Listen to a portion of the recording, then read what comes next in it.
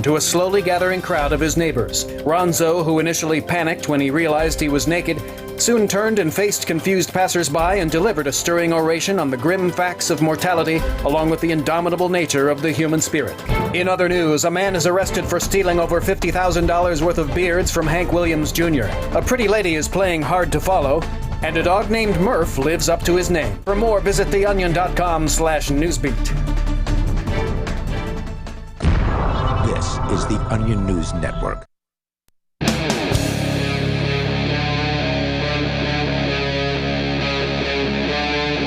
Free Talk Live.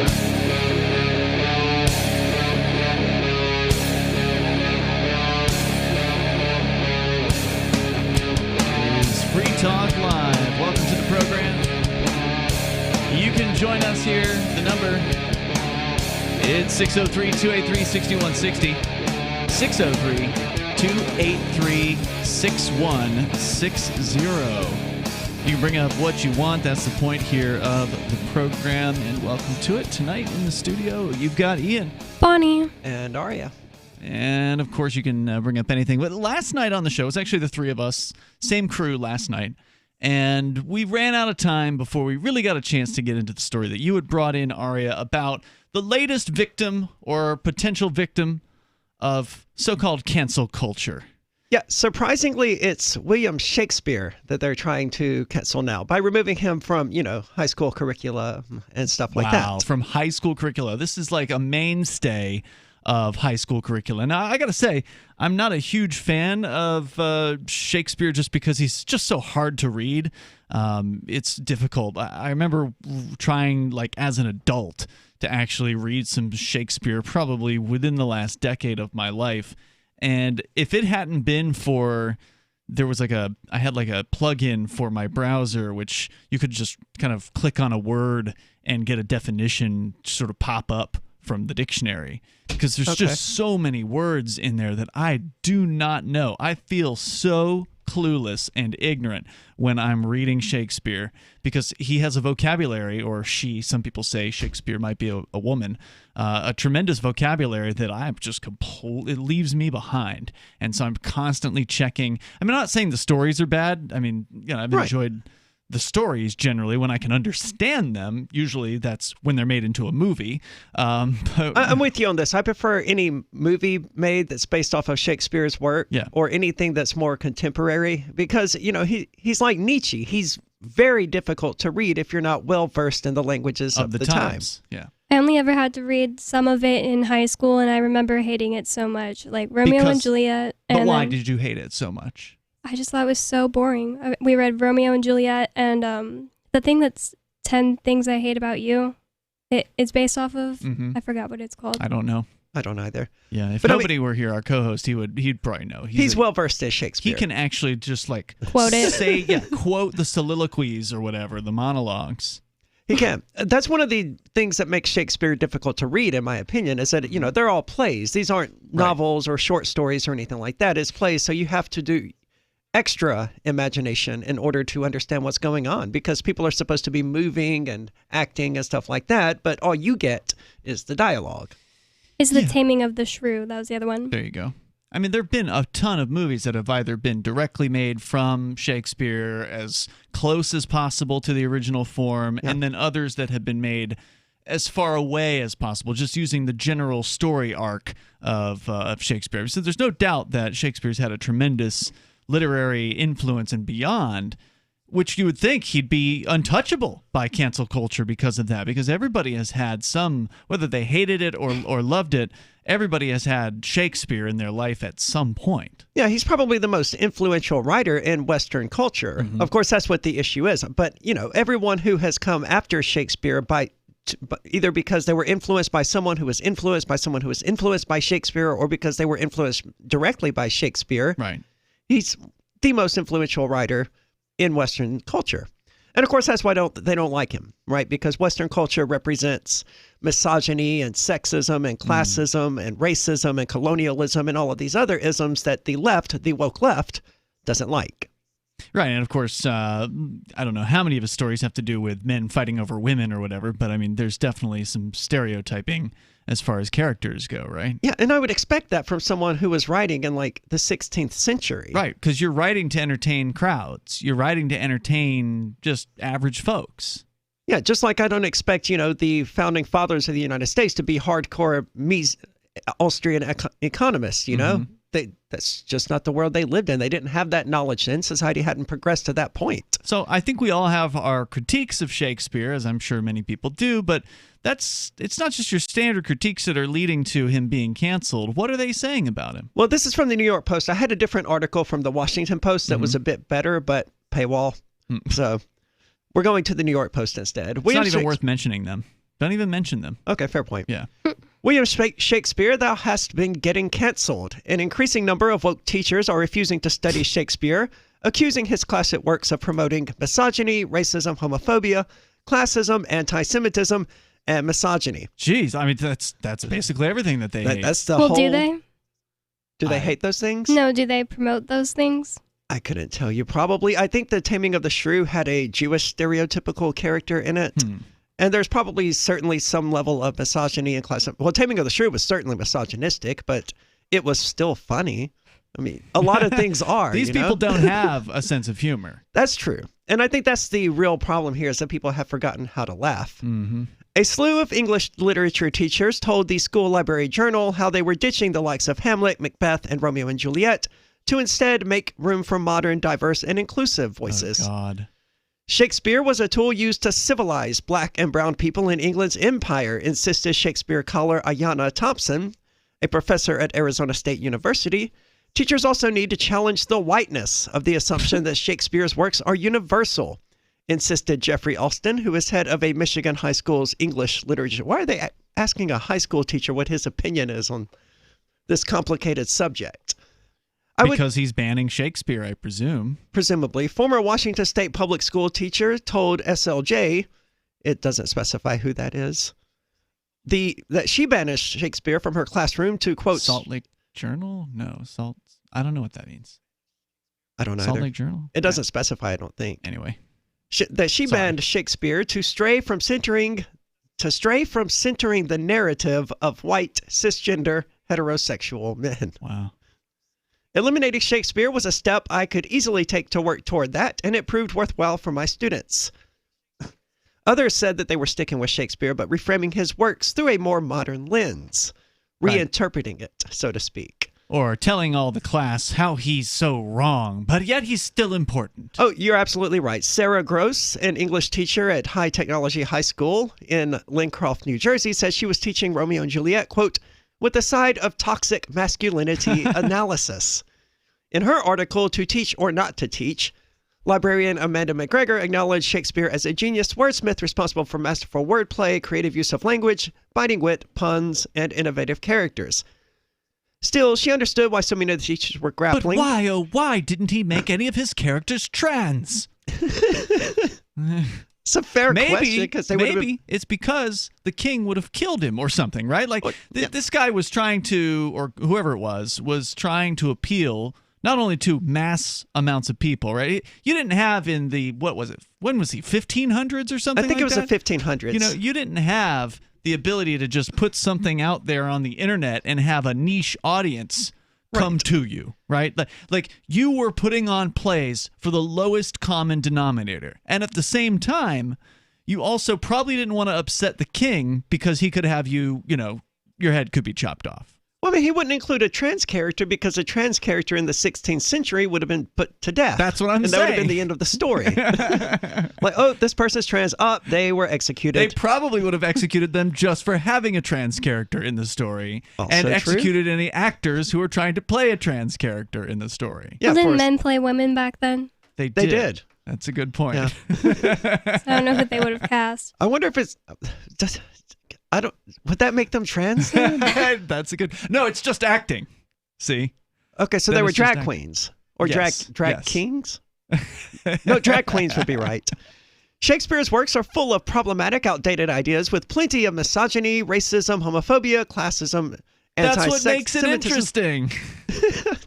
I don't know if that's what makes I it don't know. interesting, but It's the not stuff that is still interesting. interesting. That's pretty much the end of the article. They just go on a little bit more with the final word meaning misogyny. Oh, misogynoir. They keep saying that, and I just interpreted it as being misogyny. But What is misogynoir? It's misogyny aimed at black women. Oh, noir as in black. Oh, okay, as in dark. Okay. I wouldn't have caught that if they hadn't pointed out. Why not just misogyny then?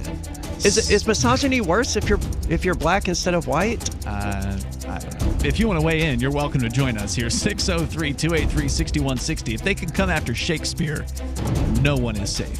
This is Free Talk Live. 603-283-6160. You can join us. Are you tired of governments murdering people around the world? Stop using their money. There is an alternative. Bitcoin is a stateless, free market, non-political currency. Bitcoin cannot be inflated or controlled by any government. By using their money, you are helping the state. Stop doing it. You have an incredible alternative available now. Learn it, use it, spread it.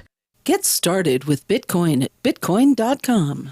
That's bitcoin.com. Divvy's been a pretty good investment for Free Talk Live. Their ad campaign started in September 2019, and from mid-March to mid-July, the values soared by 10 times. It's not too late. Divvy's new wallet hasn't even released yet, and other things are happening that I can't even say on the radio. If you want to invest and potentially do well, go to divvyproject.org. I can tell you that FTL is deepening its partnership with the guys from divvyproject.org. Past performance is not an indication of future profit. divvyproject.org. DIVI project.org. Want to accept Bitcoin at your online store? There's a good chance you already have what you need: a WordPress using WooCommerce and a Bitcoin address. Now all you need to start taking Bitcoin payments on your website is the AnyPay app on your Android or iPhone. Just paste your Bitcoin address into AnyPay, then connect it to your website with our one-click plugin for WordPress. Now your website takes Bitcoin, start to finish in 15 minutes or less with no complicated steps. Download AnyPay from the App Store today. There are lots of ways to listen to Free Talk Live. Our podcast has been around since podcasts began, and now the FTL feed is loaded with content besides our full show archives. Did you know that we make it easy for you to customize your podcast subscriptions? We have different feeds, one that includes only our full shows, one with just the Daily Digest, and our main feed that includes everything. You decide what you listen to. It's quick and easy to customize your feeds at feeds.freetalklive.com. That's feeds.freetalklive.com. Why did you move to the Shire? I moved here to the Shire because there's other people around who take liberty just as seriously as I do. I moved to the Shire because I saw videos of people challenging authority and thought that I could get support myself. It called to me, like, do this right now. I wanted to be around people like me who got it. And once I got here, I knew there was nowhere else that I wanted to be. I've always wanted to change the world. So I moved to the Shire to join people who were actually working towards doing the same thing. The people here are awesome, loving, and positive. It was for the adventure and for the feeling of something important is happening here. And I just wanted to come to sort of be part of that. Visit ShireSociety.com to read and sign the Shire Society Declaration and learn the reasons why, if you love liberty, you should immigrate to the Shire. Plus, connect with others via the forum at ShireSociety.com. That's ShireSociety.com.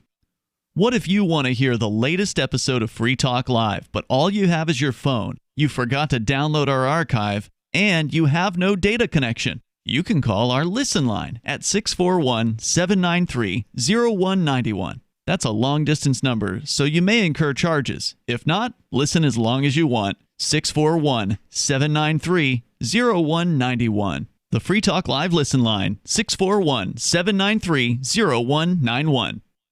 Are you tired of governments murdering people around the world? Stop using their money. There is an alternative. Bitcoin is a stateless, free market, non-political currency. Bitcoin cannot be inflated or controlled by any government. By using their money, you are helping the state. Stop doing it. You have an incredible alternative available now. Learn it, use it, spread it. Get started with Bitcoin at bitcoin.com. That's bitcoin.com.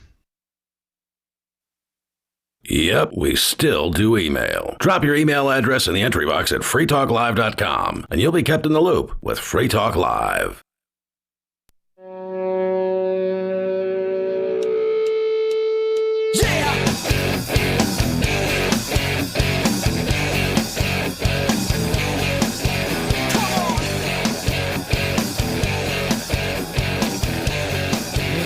Free Talk Live. Join us here if you want. The number 603-283-6160. That's 603-283-6160. In the studio with you tonight, you've got Ian, Bonnie, and Arya. And also want to say thank you to Bitcoin.com. That is where you can go to learn about Bitcoin, learn about cryptocurrency, and, well, congratulations. Bitcoin has hit over $52,000 now. I mean, it's almost not even worth noting unless it goes up another 10,000 because it's like 1,000 a day, 5,000 a day. I mean, it's all over the place, but it's going up, up, up, and the amount that it goes up is just it's dramatic at this point. I remember complaining, I don't know if complaining is the right word, but remarking on Twitter a month and a half ago maybe that I was sick of seeing people declaring all-time highs for Bitcoin because it was just going to keep happening every single day.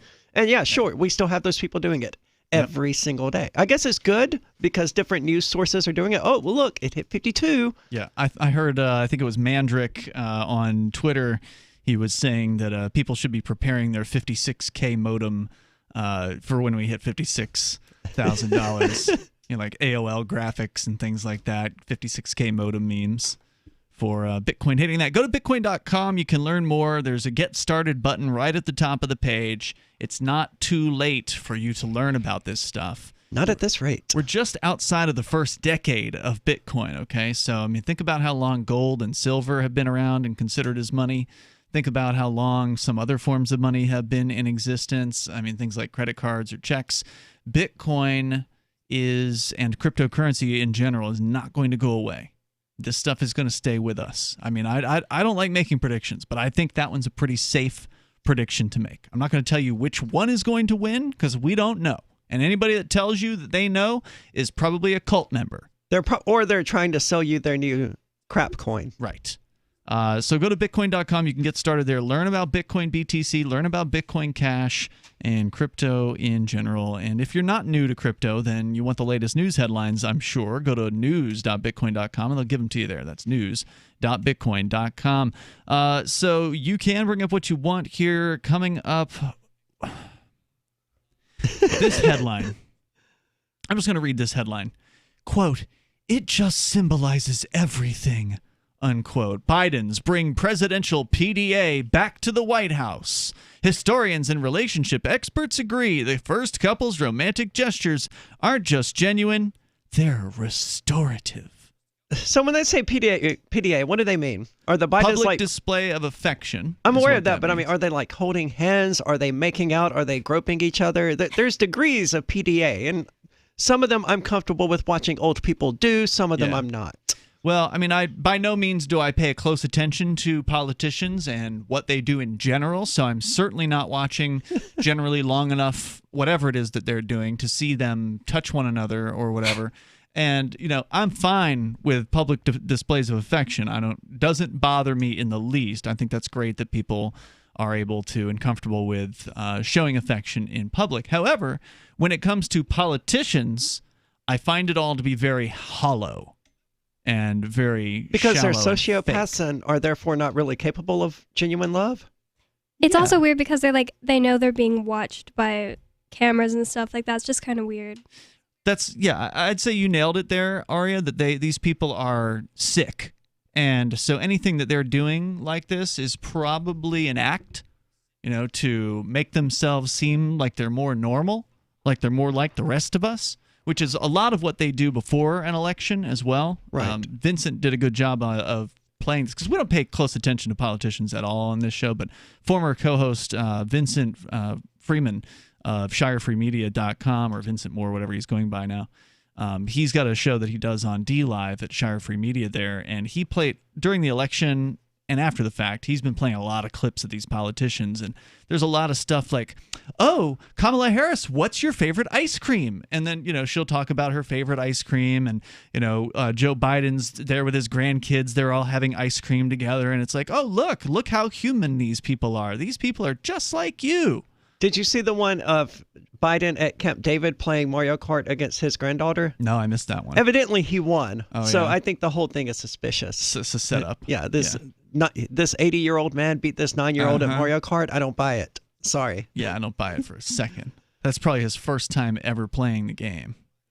Did they have the bumper tracks on where, you put them on Rainbow Road and let's see what happens? Right. And on Wii, it's hard. It's extra hard on Wii. Was it on a Wii? They were playing one of the arcade ones that was made specifically for arcade. I think it was made about the Wii era. So let me just start into this here from Politico.com. It's hard to believe this is even a news story, but this is how, loving the media is towards these Democrats as compared to, say, Trump. On a mission to rebuild institutional norms and help heal a hurting nation, Joe and Jill Biden are trying something novel after 4 years of the Trumps, a little tenderness.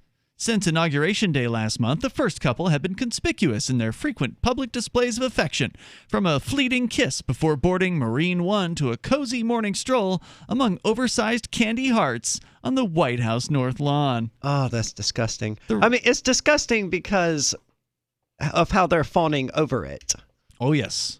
We're not going to read this whole article. I'm just going to give you a taste of how bad this is, and then we're going to discuss it because it just goes on and on. And it goes down into like the history of politicians touching. If you scroll not even a quarter of the way down the page, there's a full frame, full screen photo of Al Gore kissing his wife. Oh, I thought that was Bill Clinton from over here and Hillary. I was like, I have never before seen that. Yeah, basically the same thing. I mean, it was his vice president.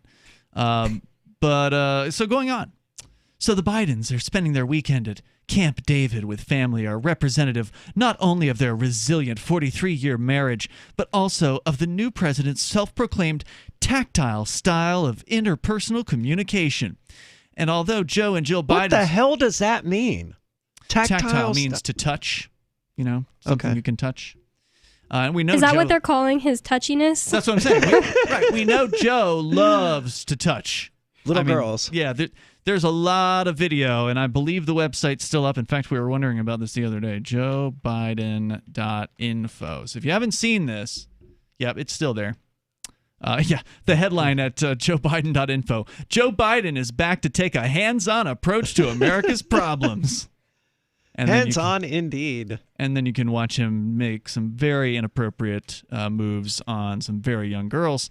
But back to the story here from Politico.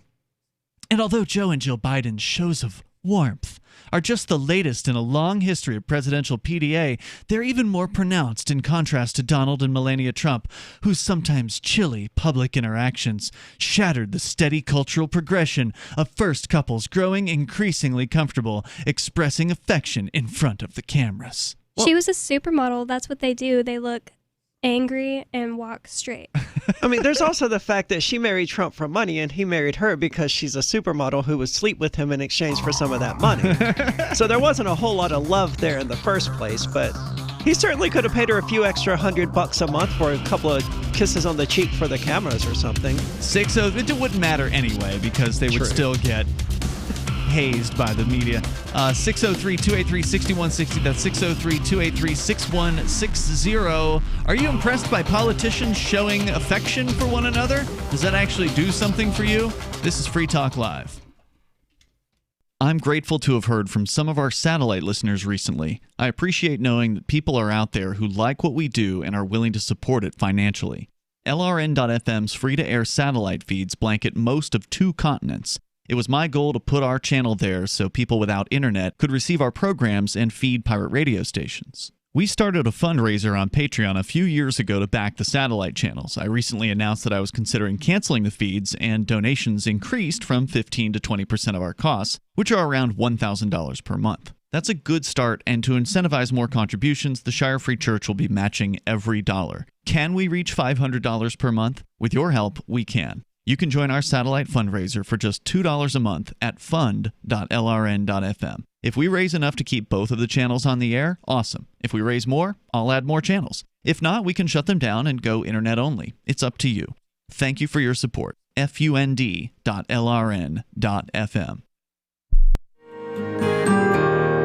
So the protection of life, liberty, and property is what the Free State Project is all about. But it's an effort to move 20,000 people who understand. It's about demonstrating to the entire country that, we can have a free market, a truly free market. Making it just a freer, great place to live. It's the world's largest voluntarist libertarian community, and it's only getting bigger. That's amazing, to be able to move to a place where other people like passionately believe in being free and independent. What the Free State Project is managing to do, though, is to put their money where their mouth is. Physically getting up across the country and saying, let's go someplace and let's demonstrate the power of these ideas. There's a lot of kind of philosophy that surrounds liberty. There's a lot of thinking about it and talking about it. But here in New Hampshire, people are doing it. 101 Reasons Liberty Lives in New Hampshire, a documentary by Free State Project Early Movers. Watch it free at 101reasonsfilm.com. 101reasonsfilm.com. So you've signed the Shire Society Declaration and are planning your move to New Hampshire to be around more liberty-oriented people. Next, sign up for the Shire Society Forum at forum.shiresociety.com. There are a bunch of people there who are already in the Shire, and they want to meet you. If you're already in the Shire physically, you should also come by the forums. Remember, not everyone uses Facebook. New people are signing up for the Shire Society Forum every month, so drop in and say hello at forum.shiresociety.com. Tired of cancel culture? Sick of mega tech corporations holding an axe over your head? Join the LRN.FM Matrix chat server. It's self-hosted, so no one else can tell us what to do or say. Don't like the existing channels? You can make your own. You can even connect into some of our channels from other Matrix servers. It's federated. For the full LRN.FM Matrix experience, though, you should join our server via the step-by-step instructions at chat.lrn.fm. Chat.lrn.fm.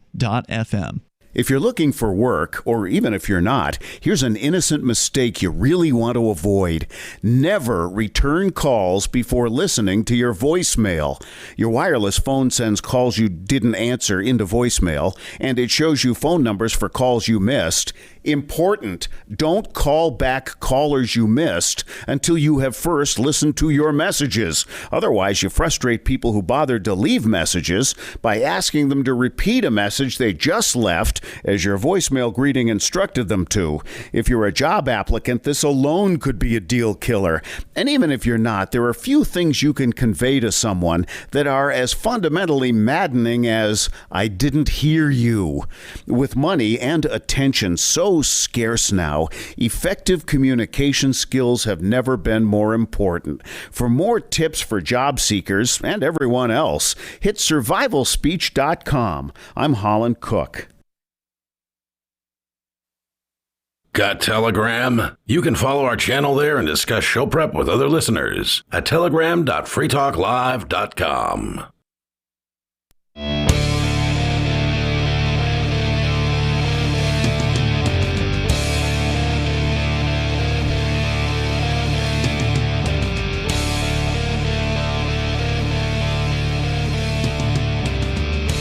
It is Free Talk Live. And the number here is 603-283-6160.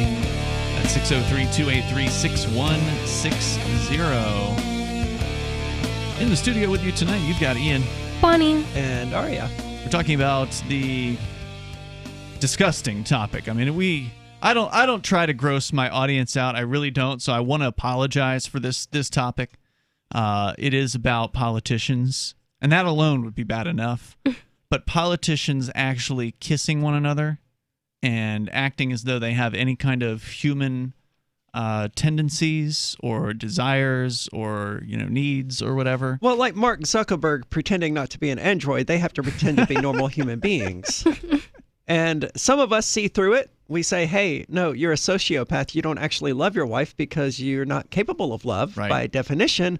But not everybody sees them as that.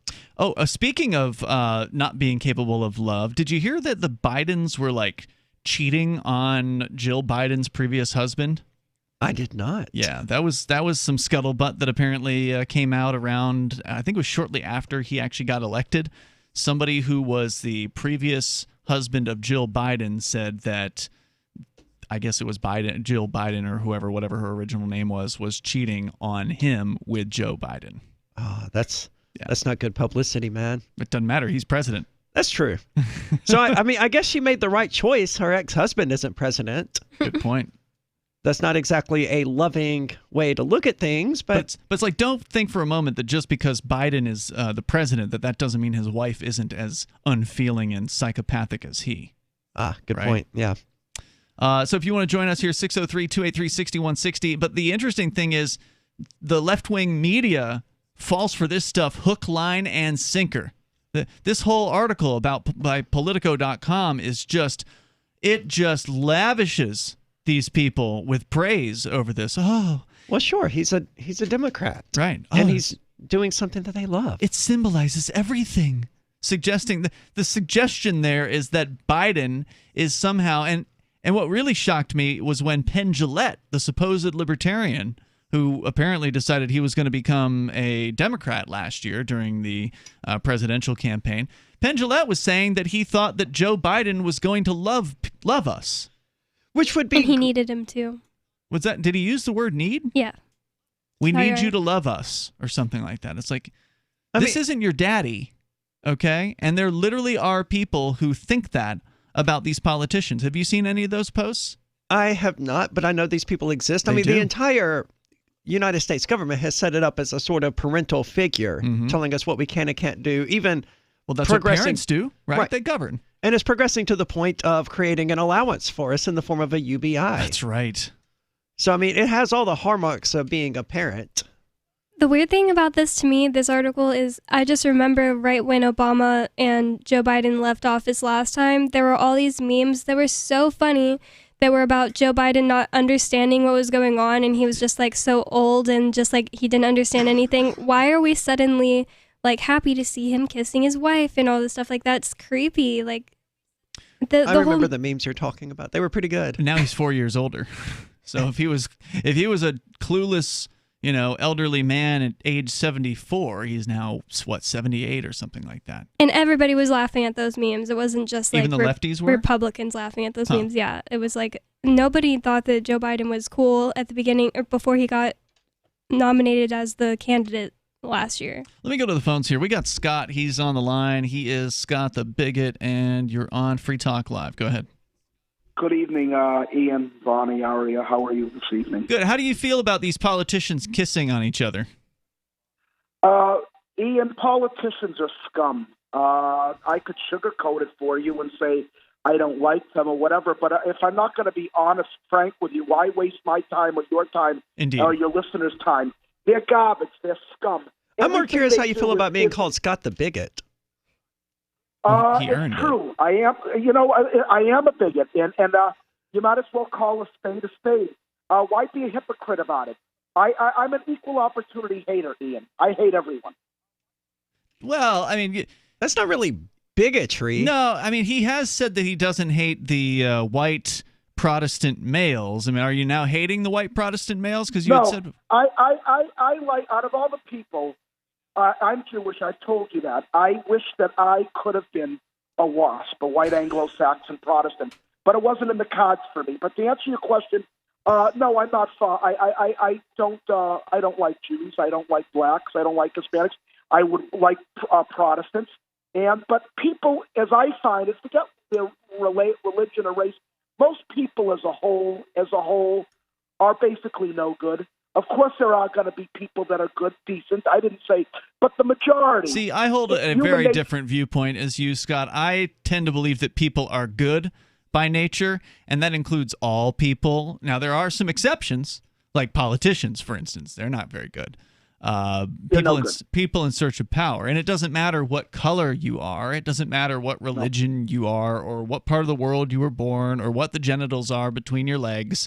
What matters is whether you want to use violence against your neighbor, whether you think it's okay to tell other people how to live. And if that's how you believe, then you and I aren't going to get along.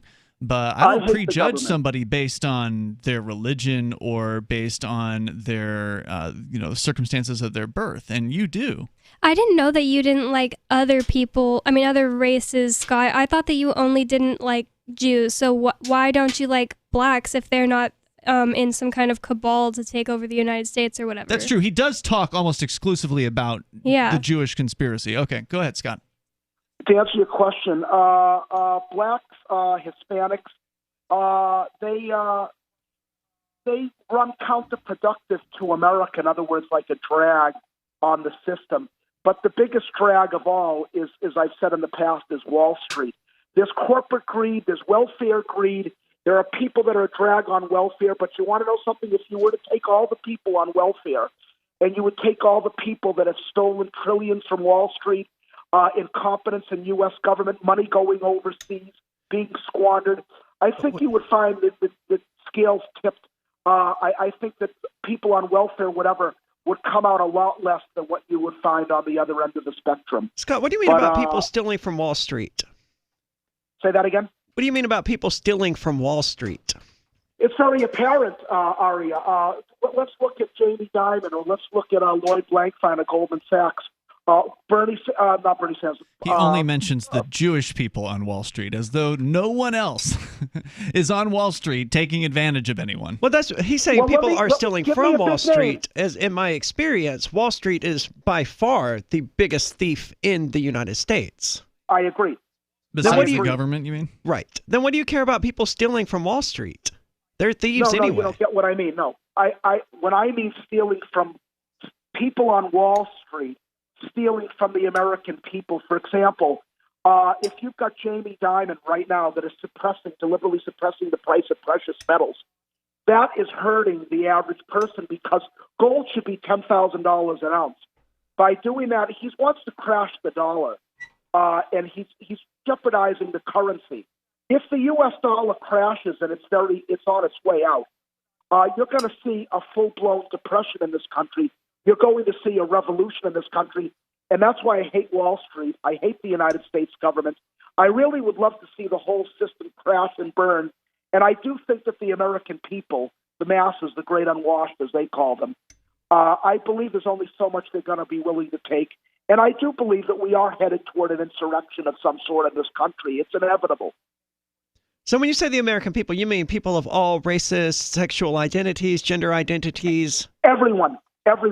Because out of the two, between blacks and Hispanics and greedy Wall Street and a lot of it, not all, but a lot of it Jewish bankers, I take the side of the masses because they're the lesser of the two evils. The masses includes, Mexicans and blacks. Yeah, by the way, there's plenty of people, Mexicans, blacks alike. They're some of the hardest working folks out there, and there's also lazy people who are white. There's lazy people who are black and Hispanic. I mean, to just judge people based on the color of their skin, it's ridiculous. Thank you, though, Scott, for the call tonight. There's more coming up. It is Free Talk Live.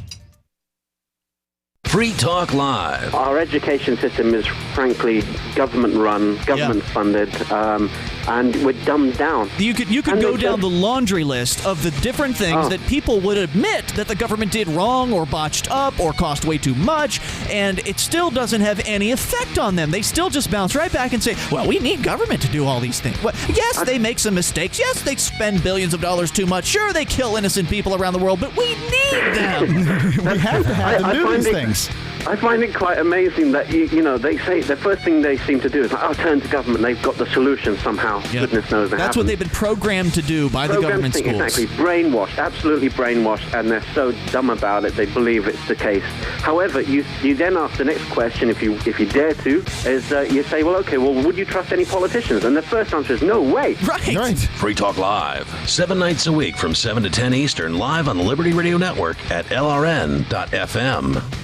The new 4th edition of Healing Our World, The Compassion of Libertarianism, will take your understanding of liberty to a deeper level and has over 1,300 updated references, new cartoons, and a foreword by Dr. Ron Paul. With discounts for multiple book purchases, the 4th edition of Healing Our World is a great gift for the liberals, pragmatists, environmentalists, and Christians in your life who think libertarianism is cold-hearted. Get yours today at healing.freetalklive.com and use promo code FTL for a $5 discount. Some of you asked, and now we've delivered. LRN.FM's live Keene, New Hampshire studio shows are now streamed in HD on Twitch. Visit our channel at twitch.lrn.fm and give it a follow. If you have Amazon Prime, you get 1 free subscription on Twitch. If you use it on our channel, Twitch will give LRN.FM a monthly piece of your Prime subscription cost. So please watch, follow, share, and subscribe to twitch.lrn.fm. That's twitch.lrn.fm. Is spreading the message of liberty, cryptocurrency, and peace around the globe worth $2 per month to you? As you may already know, in addition to our internet feed, LRN.FM broadcasts on free-to-air satellite across North and Central America. as well as sub-Saharan Africa. And we've been available on satellite for free 24/7 since 2010. The LRN.FM free-to-air satellite signal is reaching some of the most oppressive regimes in the world, and there's no doubt our ideas are making an impact. You can learn more about the channel's impact by watching the 3-minute video at fund.lrn.fm. If you'd like to help free minds globally with our ideas of liberty, cryptocurrency, and peace, you can donate as little as $2 per month via fund.lrn.fm.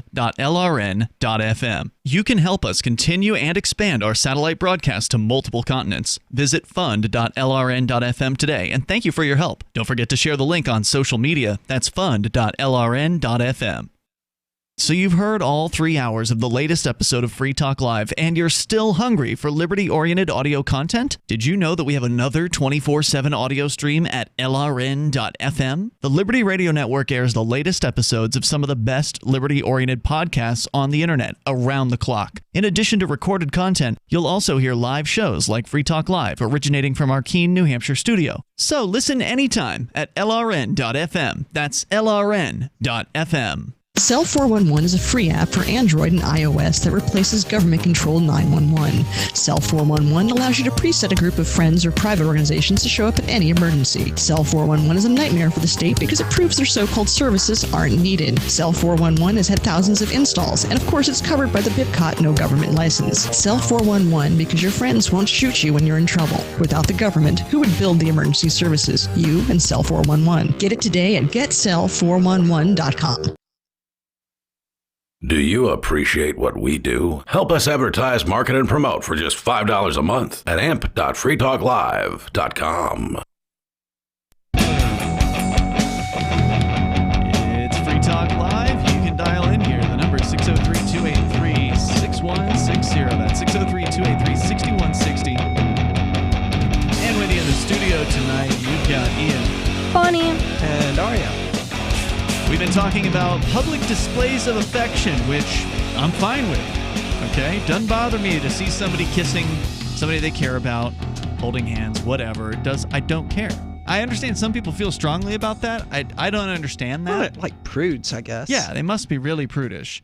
I don't mind public displays of affection. I mind public virtue signaling of being a human being. And that's what we're talking about. Yeah, that's what these are. I don't believe Joe Biden is capable of affection toward anyone who is over the age of 10. I think there's a point where public displays of affection are gross. Like if you're like straight up making out and like getting super nasty with it, then I might be like, what are they doing? Yeah, I mean, there is a certain, I think, line where it's like, okay, guys, get a room. You know, like if you're going to want to actually like have sex publicly, yeah, there's probably some people that are going to find that a little bit too much. But, you know, a kiss here and there, holding hands, no big deal. Personally, I don't think I would find it to be a bit too much for people to just be like having sex out in the streets. I realize everyone out there is surprised to hear me say that. But I mean, we're just animals, just like dogs and cats and any of the other great apes, and no one bats an eye about two gorillas just going at it right in plain view of everyone. It wouldn't make me angry if I saw it. I'd be like, oh my. Yeah, that's about how I would be surprised to see it. I remember when I lived in Utah, there was a couple that had sex on their front porch, and they lived by a bus stop, and it was like not caught, so that way like they didn't get in like legal trouble. But the police came and questioned them later. But like there was like people that saw them. Like a city bus or a school bus? School. It was like talk, but they were like crackheads, so that's probably why. Wow. Yeah, I mean, again, it doesn't offend me. It's just like, okay, well, you know, get a room kind of thing. But that's really my only response to that. But when politicians do it, now I'm offended. Now because, you know, it's like these people are not loving people. They are criminals. They're gangsters. They're warlords. Yeah, these are people who are willing to use violence against their neighbors. Now, Biden himself won't raise the club to swing it and hit somebody. Because he's a coward. Right. But he's got men who have guns and clubs and tasers and bombs and tanks and, you know, fill in the blank, whatever kind of terrifying weapons you want to talk about. He's got all kinds of men and women that will do his bidding. And so is Trump and all the rest of them. So this isn't just picking on Biden. He's just the current head of the gang.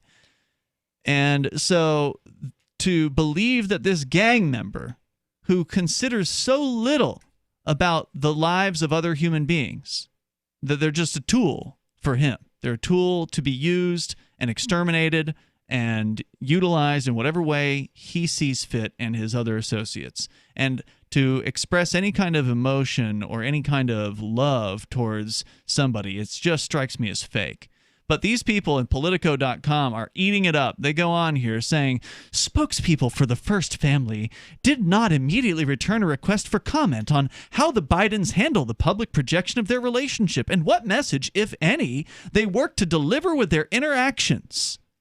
Now, I think it's self-explanatory. If you see a couple that's routinely like holding hands and taking walks together and kissing each other, it's pretty obvious what message they're trying to display. One of being people who are in love. Indeed, but most people, I don't know what most people think, but it would seem to me that if you're engaging in a public display of affection, that you haven't really thought out in advance what kind of message you're wanting to express with that. You know, like usually it's like, oh, I'd like to hold this person's hand as we walk somewhere. It's not some sort of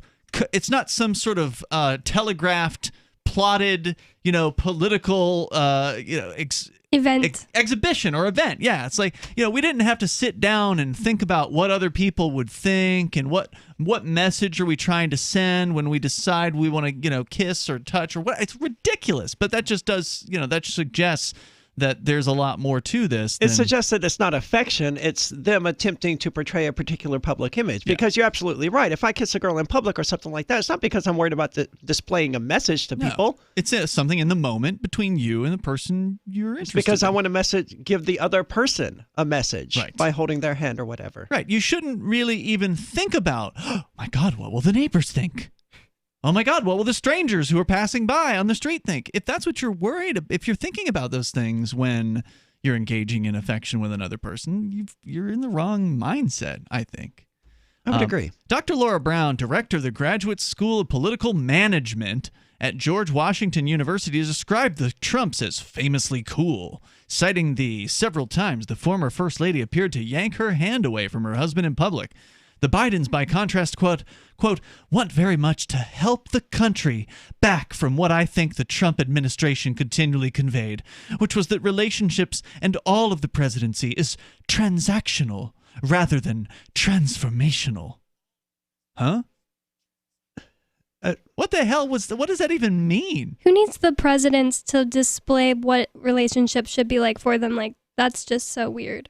I think that what they mean is that everything for Donald Trump was a deal, was a bargain, was a this is what I'm giving, this is what I'm getting back sort of thing. And I mean, that's how him and his wife hooked up in the first place. Hey, you're a supermodel. I want to be married to a supermodel. Yep. I have lots of money. It's a give and take sort of thing. It's not an even ground. We're just doing this because we're two people who love each other. Everything with Trump was a matter of let's make a deal. Fine. I think that's what the author is getting at. By using the term transactional? Yes. But then to use the term transformational well, to apply. That's just left-wing silliness, though. I think the grossest thing about this is just that we already know that Joe Biden isn't like a sweet old man who only loves his wife and only has eyes for his wife. If you go to joebiden.info, you'll see that he would cheat on her with a child if he had the chance. She's probably standing nearby. I mean, looking at these videos of joebiden.info, I don't have them in front of me now, but we've seen them in the past. He's usually there with like some other Democrat person. They're usually at some kind of like Senate confirmation hearing or whatever. It's usually a political event of some sort. Or a fundraiser or something. Yeah, and they'll have like groups. They'll have people, like a family come up, and it's like the guy who they're there to celebrate or whatever, and he's got his family there, and of course they have to take a picture with Joe Biden. So it's not like his wife isn't around. Okay, it's not like she doesn't know. Well, if she's a cheater, she probably doesn't care what he's doing, and she's probably off with her young men that she pays or whatever. That's probably true. Yeah, So you think she would tell him at some point, hey, it's not appropriate to keep pulling that 6-year-old towards you in that creepy manner. Get your hand off her breast. What's wrong with you? Apparently, either she hasn't said anything or he doesn't care. It's probably that he doesn't care. Yeah. I mean, he was one of the most powerful, most influential people in the world before he became president. Yeah, the president. The quote, the Brown argued, again, this is they talked to a doctor, a president's bearing and rhetoric are like background music to the country, Brown argued. And no, they're not. They're these two psychopaths who are doing stuff that everyone else thinks is important. Yeah. How many people, I mean, look, this is just ridiculous to believe that people in America actually care about what the president does with his wife. I mean, most people don't even know who the vice president is, right? There's a ton of people out there who have no idea. If they know who the vice president is, guarantee you they don't know who their senator is or the representatives are in their area. I couldn't name them all, and I'm on talk radio. I couldn't name them. I don't know any of them. Right? Well, you just moved to New Hampshire, but, you know. I didn't know, and I knew less in Texas, actually, because I know Matt Santonastasso. He's a state representative. Well, see. I meant like even the federal ones, right? Like most people don't pay any attention. They're too busy in their lives. People have actual families and loved ones to take care of. It's harder now than it's ever been to get your bills paid and, you know, keep the heat on, etc. It's not easy to make ends meet. Thanks to all of the government shutdowns. And the government money printing and so on. Right? People have all kinds of things on their mind that they need to deal with in their lives. And then at the end of the day, they don't want to sit there and watch a couple of old people, and I avoided using a profanity there, a couple of old people, politicians, touching each other. That's like the least interesting. They want to sit down and watch TV. They want to watch the football game. You said this article is from Politico? Yes. I'm suddenly curious because I haven't really thought about it in that light. Does Politico really think that your average middle-class person is really sitting there not kissing his wife because Trump was not kissing his wife, and now Biden is Biden has reminded the United States that it's okay to not smack your wife with a frying pan. Right.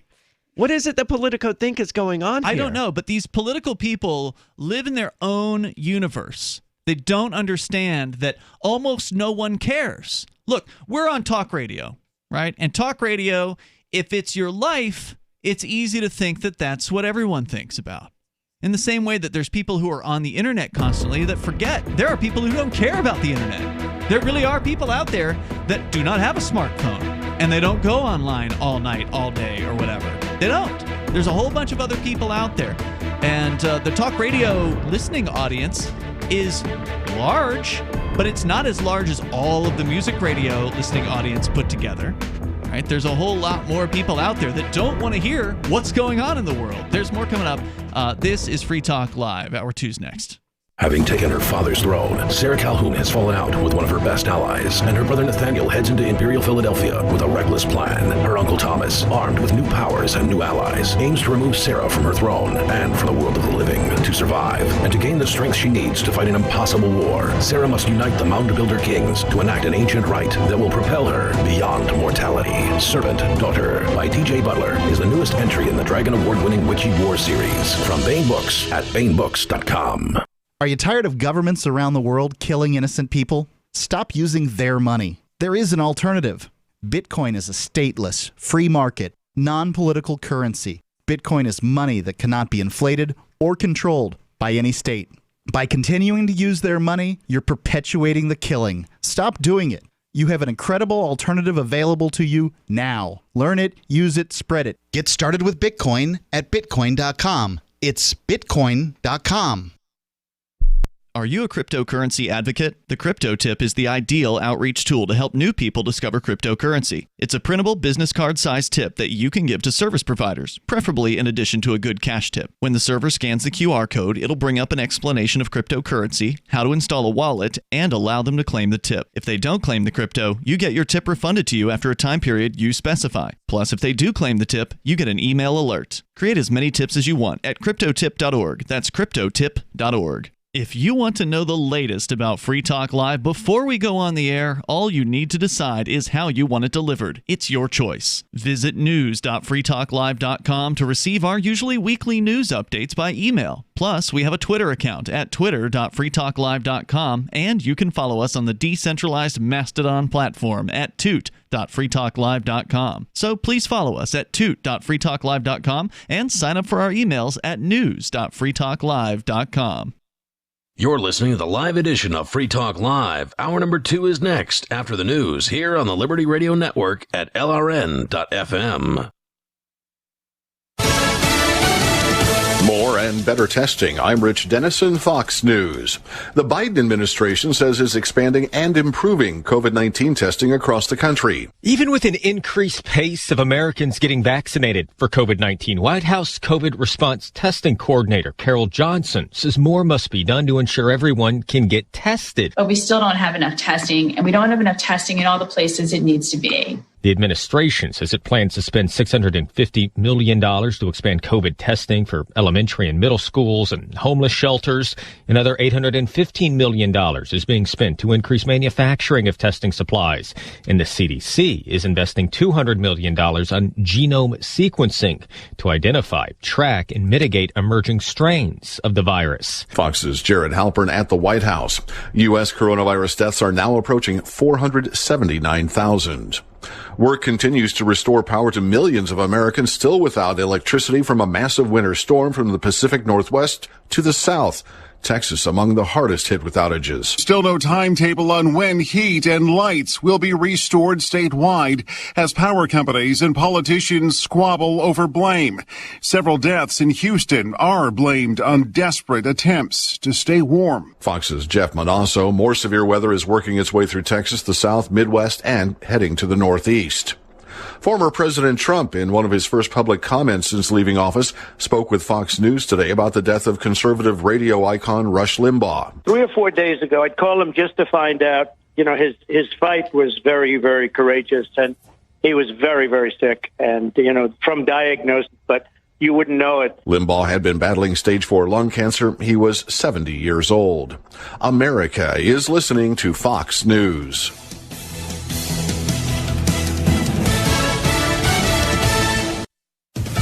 When running a business, HR issues can kill you. Wrongful termination suits, minimum wage requirements, labor regulations. I'm Alan Jones, founder and CEO of Bambi. I created Bambi specifically for small business. Get a dedicated HR manager, craft HR policy, and maintain compliance for $99 a month, seriously. Month to month, no hidden fees, cancel anytime. Go to Bambi.com/money to schedule your free HR audit. That's BAM to the BEE.com/money.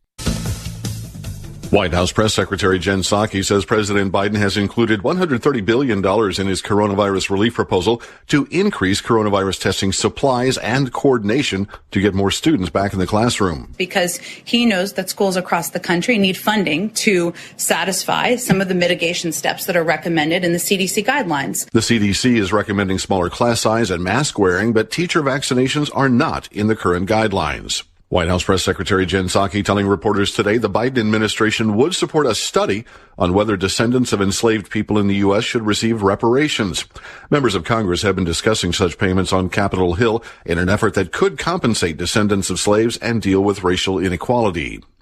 A Florida restaurant is gaining attention for its coronavirus mask policy. Face diapers not required, everyone welcome, with a picture of an X through a mask. The sign, posted to Facebook by the owner of Becky Jack's Food Shack in Hernando County, which is north of Tampa.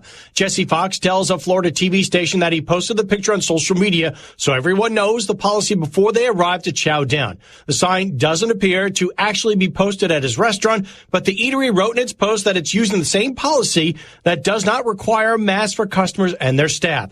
Face masks are not mandatory in Hernando County, and Fox says if they were, he would follow the rules. The CDC recommends that restaurant employees and customers wear masks as much as possible when not eating or drinking and when social. I've been told no in many different ways. I give you an order and you're going to obey it. George, you can go this way. You can do that and you have to leave here. You cannot bring signs into the rally. Walk with me. Well, I'm comfortable here, actually. Whoa, hey, who do you think you are? Excuse me. There is no video and audio allowed in this office. No, I have work today. This is... You ain't gonna make it. Wait on the calendar. Now. Wait a minute. Whoa. Hey! Oh my God! Unbelievable! Why are you running from me? Because you scared me. What am I being detained for? You're being served. What is this? You're being served. What is this? Bureaucrats have a funny way of telling people no. That's the sound of the men working on the chain. Derek J's Victimless Crime Spree. Watch it for free and order the Director's Cut DVD at victimlesscrimespree.com. Sony released this week the Nasal HD 340s, a brand new pair of high-quality nose buds designed to let users blast different scents into their nostrils throughout the day. The Onion let consumers across the nation sound off about their excitement for the new product. I've always got them in my nose. At work, at the gym, on the bus, wherever. These days, I can't stop smelling tennis ball. Retailing for $49.99, the nose buds accompany the launch of Sony's new online odor store, which sells over 22,000 different smells for download and immediate inhalation. Still, not everyone is quite as enthusiastic about the new product. These things suck. I mean, a lot of times it only works out of the right nostril.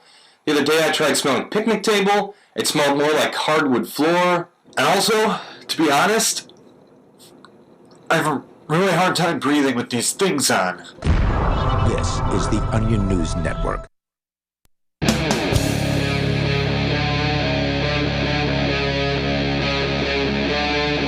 Free Talk Live. It is Free Talk Live, and you can join us here. The number 603-283-6160. 603-283-6160. Here in the studio tonight, you've got Ian, Bonnie, and Aria. We've been talking about one of the most detestable subjects that I have brought up on this show in recent memory, and it is politicians playing like they actually care about each other. Specifically, Joe and Jill Biden, they're getting the coverage here at Politico.com in an article that just lavishes them with praise, saying it just symbolizes everything. As though Joe and Jill Biden hugging or touching one another is symbolic of... everything. Yeah, when they say everything, what do they mean? It symbolizes what exactly? Well, when I say, like, you're death and everything despair? to me... Oh, when I say, like, you're everything to me, I just mean, like, you're awesome. Yeah, I think in this case what they're saying, and maybe we'll get to the actual quote. Maybe they use this everything quote somewhere here in this story. Let me see if I can find it. But I think what they're saying... Okay, here's the longer quote. This is from... let's see, who is this guy? Perry. It's a long article. Barbara Perry, the director, doctor. This is a long article from Politico about Biden and his wife kissing each other occasionally. Not just them, but going back in time and looking at public displays of affection by presidents as well. Dr. Barbara Perry, director of the Presidential Studies at the University of Virginia's Miller Center. She says casual displays of affection weren't always so commonplace for first couples, according to Dr. Barbara Perry. And then after paragraphs and paragraphs of this, getting back to the current two, in that sense, the Bidens' displays of affection appears somewhat foreign after the last 4 years, even though they represent yet another return to the norms of past administrations that the new president repeatedly pledged to rehabilitate on the campaign trail. She said, "It's comforting. It's warm. It's genuine. And so if you layer the COVID issue, our divided country, and the violence in our country upon the contrast with the Trumps, it just symbolizes everything." So I'm confused. I never noticed the fact that Trump and Melania, isn't that his wife? Yeah. I never noticed that they didn't kiss or hold hands or whatever. I never noticed either, but I don't pay attention to politicians. So, and even I'm not watching them long enough to see a time at which they would normally do something like that. I wouldn't either. And even if I did happen to notice it, I would write it off as, oh, yep, it's a billionaire and his trophy wife. I don't know why this would surprise anyone that they didn't show each other a lot of affection. I want to go to Joe. He's on the line in Michigan. Joe, you're on Free Talk Live. Yeah, I remember back in the day when Bill Clinton got caught doing what he did with Monica. Him and Hillary went on some kind of retreat or vacation or something, and there were all these photographs came out. I don't know. I can't remember if it was what magazine it was or newspaper, but all these photographs came out of them like holding hands, walking down the beach, dancing, and they tried to make it look like it was like some just random person walked by with a camera or something like that. And it turned out it was all staged. There wasn't even any music playing. They were pretending like they were dancing. And these politicians, man, they rehearse everything. Everything is staged. They do focus groups to find out what phrases to use in their speeches. And, I mean, it's even like Joe Biden's campaign rallies. They would put the cameras up close to make it look like he was actually giving a real speech in front of a crowd. There'd be like 30 people there. Right. I mean, don't believe the hype, man. You know, the media, what's going on right now, and, I mean, they're really poor. The news media is really, I mean, you know, what's your favorite? Oh, he likes dogs. What's your favorite ice cream? All this crap. It's like, come on. Bush Jr. and his wife were pretty touchy-feely, weren't they? Yeah, well, they're saying here that, you know, again, a lot of this article is going back actually into the history of other presidents. And, that's what I'm thinking. The Clintons weren't. Well, he's saying that they were. Well, he was saying just the one time to make the up one for time that. after Monica Lewinsky, but in general, I don't recall ever seeing Bill and Hillary like standing within 6 feet of each other. Me either. That's why I was saying when I saw the Al Gore picture from over here and I thought it was Bill Clinton and Hillary, I was like, you were what? Surprised. Okay. Yeah, Al Gore turned out to be a freaking perv too, but of course these people are. I mean, look, they're sociopaths who crave power over others. That and perversion run hand in hand. Absolutely. If you've ever been a president, then you've killed people, so you're probably a sociopath. Psychopath. Drew Joseph, a Washington-based couples therapist who's practiced for nearly 3 decades, similarly interpreted the Bidens' doting exchanges as, quote, very welcome signals in 2021. Whether the Bidens know it or not, their public closeness, says Politico, also, quote, communicates tremendous confidence in the face of crisis, he said. I mean, just the amount that they're extracting out of this is just absolutely ridiculous. The idea that, oh, he's kissing his wife in public, so therefore he knows how to handle a crisis and he's not going to crack under pressure? I mean, grab the nearest person and start making out and having sex seems like what people who panic do in a crisis. Yeah, it's ridiculous. Joe, anything else you want to share? Go ahead. Oh, no, just, you know, the media is really laying it on thick for Biden. They're pulling out all these stops. You know, she left her first husband for him, and that's right. You know, they've been married forever. He says the first husband says he was cheated on by her for Joe Biden. Yeah, with Joe Biden. Yeah. That's been Joe Biden. I mean, I love a good it's the radio, story so I'm for a going to be. relationship. You guys have a good one. Thanks, Joe. Appreciate it, man. Number here, 603-283-6160. The couples therapist said PDAs from leaders like Joe Biden is really important in its own right, he said, because it demonstrates the attributes of strength and sensitivity aren't mutually exclusive. Quote, we all need to feel this is a person who has the capacity and the will to protect us. And they're also a human being. And they understand. And they're not afraid of the vulnerabilities and the needs that we all feel. It's nice that they're acknowledging that we all feel needs to have human contact with other people, given that they just spent a year brainwashing people about how you need to avoid other people at all costs. Yeah. And suddenly they're like, oh, no, this is good. I mean, they're proving that people need contact with one another. And it just pumps up the whole idea that the president is your protector, that the president is. And this isn't a Joe Biden thing. It's something that Obama has said. It's something that George Bush has said. And they get behind their podiums and they say, my job as president is to protect the American people. And they've said that time and time again. And that's not actually their job. They're also not doing a very good job of that. Well, yeah, I mean, in a variety of different ways. I mean, they're sending the American people off to die in foreign lands. They're putting the American people in prison cells for having plants and chemicals at large numbers, locking people like Ross Ulbricht up for, 2 lifetime sentences he's never harmed another human being. They're destroying people's wealth by printing out trillions of dollars in a 1-year time frame like we saw in 2020.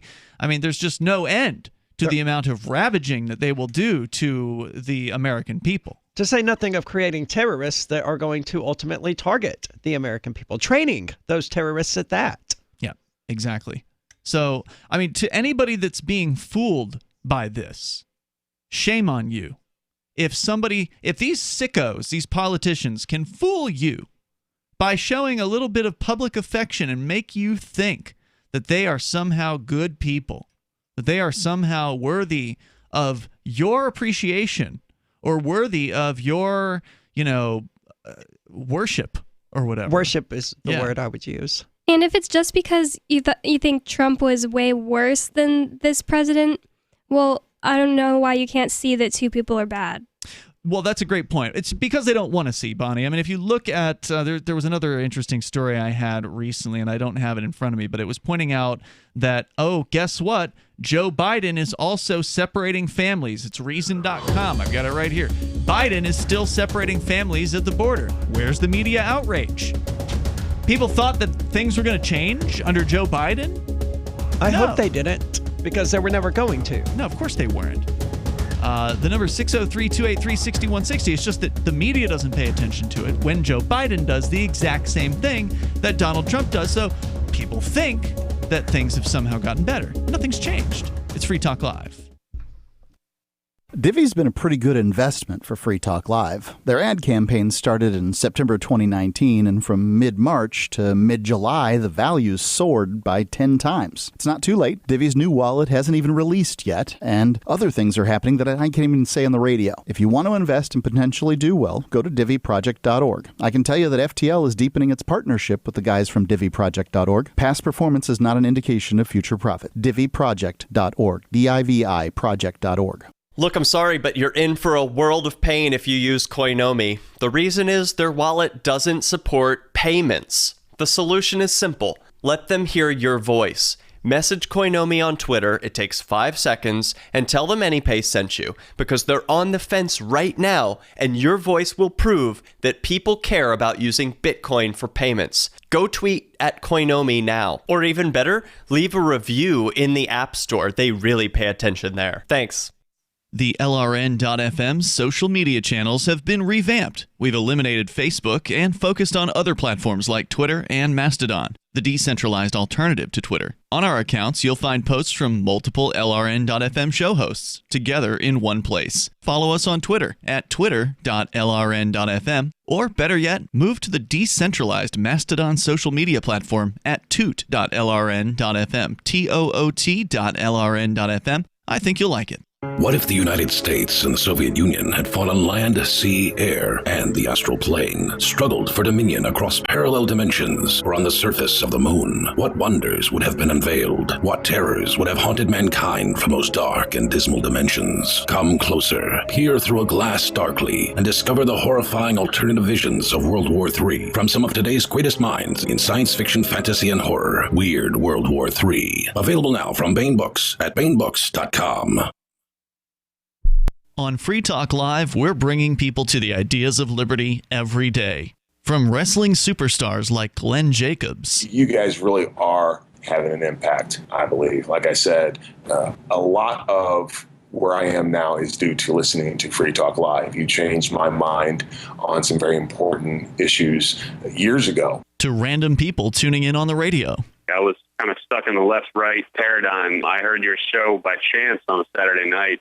From there, I went on, joined the Free State Project, and become an amplifier. So, I mean, that's really the reason why I amp is because I know that if it wasn't for you guys being on as many stations as you are, I never would have found the ideas of liberty. Your amp will directly change more lives by getting Free Talk Live in front of people looking for talk radio online and on the air. When you amp Free Talk Live, you get perks like access to the AMP-only Facebook group and AMP podcast. Visit amp.freetalklive.com. There are lots of ways to listen to Free Talk Live. Our podcast has been around since podcasts began, and now the FTL feed is loaded with content besides our full show archives. Did you know that we make it easy for you to customize your podcast subscriptions? We have different feeds, one that includes only our full shows, one with just the Daily Digest, and our main feed that includes everything. You decide what you listen to. It's quick and easy to customize your feeds at feeds.freetalklive.com. That's feeds.freetalklive.com. Want to accept Bitcoin at your online store? There's a good chance you already have what you need. A WordPress using WooCommerce and a Bitcoin address. Now all you need to start taking Bitcoin payments on your website is the AnyPay app on your Android or iPhone. Just paste your Bitcoin address into AnyPay, then connect it to your website with our one-click plugin for WordPress. Now your website takes Bitcoin, start to finish in 15 minutes or less with no complicated steps. Download AnyPay from the App Store today. Our Matrix server is about as free as internet chat can be. Join the existing rooms or create your own at chat.freetalklive.com.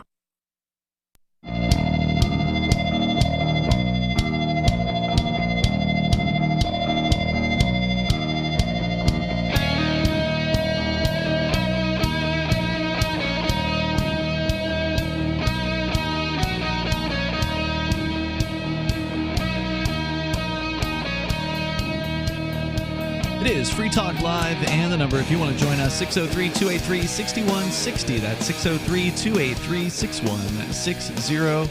In the studio tonight, it's Ian, Bonnie, and Arya. And, of course, you can bring up anything that happens to be on your mind. We're going to go to your phone calls and thoughts in just a moment, but I also want to let you know about Freedom's Phoenix. That's Freedom's with an S, Phoenix.com, a liberty-oriented news aggregation site. If you want the newest and freshest stories and perspectives on current events from those who value liberty, freedomsphoenix.com has them. Their daily dispatch is the best way to stay up to date on science, technology, historical findings, liberty news, government overspending, and the rise of the police state. It's Freedom's with an S, Phoenix.com. That's freedomsphoenix.com. We're going to go to your calls and thoughts. We got Bill. He's on the line in California. Bill, you're on Free Talk Live. Hi, yeah, thanks for taking my call. Yes, sir. I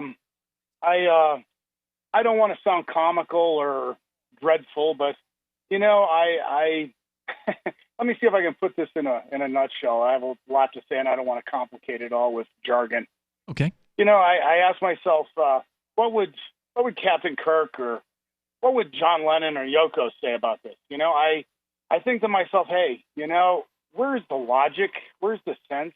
Is this something that may stop this forbidding enclosure here? I mean, when I watched Biden and his wife yesterday on the news, I thought to myself, my God, it's like I told you, it was definitely not a John and Yoko moment.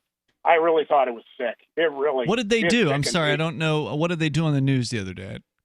Well, yeah, I was watching. What was I watching? I don't know what I was watching. The CNN or something. They were saying something about how their love is going to save the world, and I'm thinking, were they really? Oh yeah, it was awful, man. It was like mind altering. We're gonna drop love bombs on the Middle East and save the world. Yeah, that's a lot different than make love, not war. Mm-hmm. Well, yeah, I mean, especially what he said today. When I caught the first thing I got home from my running around here, my daily activities, he's talking about how he doesn't care about the Uyghurs in China, and I thought, okay, that's it. That's the bottom has fallen out. Biden said that? Biden straight up said he doesn't care about the Uyghurs? That's what I saw on the TV. I'm not making this up, and I'm not having a flashback. So you look it up. I mean, it was really sick. I mean, it's a moment of honesty, at least, for a politician. Refreshing. Yeah.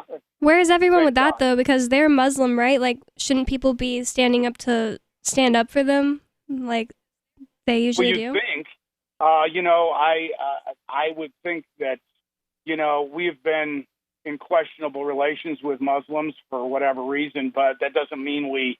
When you say we've Muslims. been, I'm sorry, just stop you for a moment there, Bill. When you say we've been in questionable relations with Muslims, who are you talking about? Who's we? Well, a lot of the Middle East has promoted they don't like us. I've gotten that. We need to talk about this Uyghur story because I just pulled it up and it is absolutely disgusting. I mean, one of the best things that Trump did as president was declare the Uyghur genocide to be a genocide. I would say it's even worse. It's a Holocaust. It's a full-blown Holocaust over there. For Joe Biden to stand there as the president of the United States and say, they do things a little differently over there. Dude, that's not good enough. 3 million people are incarcerated against their will, having their organs harvested, being tortured, being enslaved, being put to death. I mean, how do you even get numbers out of China? How do you know it's 3 million it's estimated. and not 7 million or 10? Yeah. I mean, I don't know. I'm going to have to take a sick day tomorrow because I'm just, this is really making me ill, man. Yeah. See, I don't care that much about what politicians say to allow it to make me feel physically ill. Yeah. But this is disgusting. Well, yeah, I expect them to be despicable. I expect them to be inhumane. I expect them to be terrifying and awful. And, I don't blame anybody for not wanting to pay attention to them because they're awful. I think it's time for us to step up to the line and hold the line because these kooks are coming here, man. Who? Which kooks? And these anybody that Biden has in his little pockets. I mean, he's got the Chinese. Or should I say, they've got him. Was that a slur? And I think it meant kooky. Oh. The what? I'm sorry. Kooks. She was confused about the term kooks. You mean crazies? Crazies. Yeah. I mean, these people that want to, pile drive innocent people into work camps in Xinjiang, and I mean, it's scary we got to stuff. hold the line, man. Yeah. We got to hold the line. Yeah, I just want to say something about what you were saying about the folks in the Middle East. You got to remember when you say things like we and us, it's not really accurate to say those things because we, at least those of us here on the show, have had good relationships with Muslims. Right. Oh, and I have too. Yeah. Don't get me wrong. The people in the Middle East, you have to remember it's important to separate the politicians and the government people from the actual the innocent people. Right. That's a great way to put it. The innocent people, the people who just want to live their lives and take care of their families. And that's something that everybody has in common, right? It doesn't matter what your religion is, whether you have a religion or no religion or whatever, for the most part, unless you're a psychopath. You actually want to, help take care of people in your life and have a better life for everybody that you're connected with, and those that even you aren't.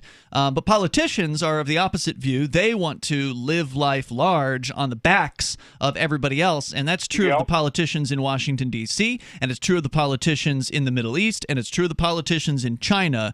And the only difference between them is just a matter of degrees. Right, a few dollars here and there. Yeah, most Muslims are peaceful people, and most Christians are peaceful people. It's just that when you give people who are, when you give anybody power, then all of a sudden the real sickos come out of the woodwork. Right. Thank you for the call tonight, Bill. I appreciate hearing from you. And that's one of the most important things to remember is, humans have a whole lot more in common than they have different from one another.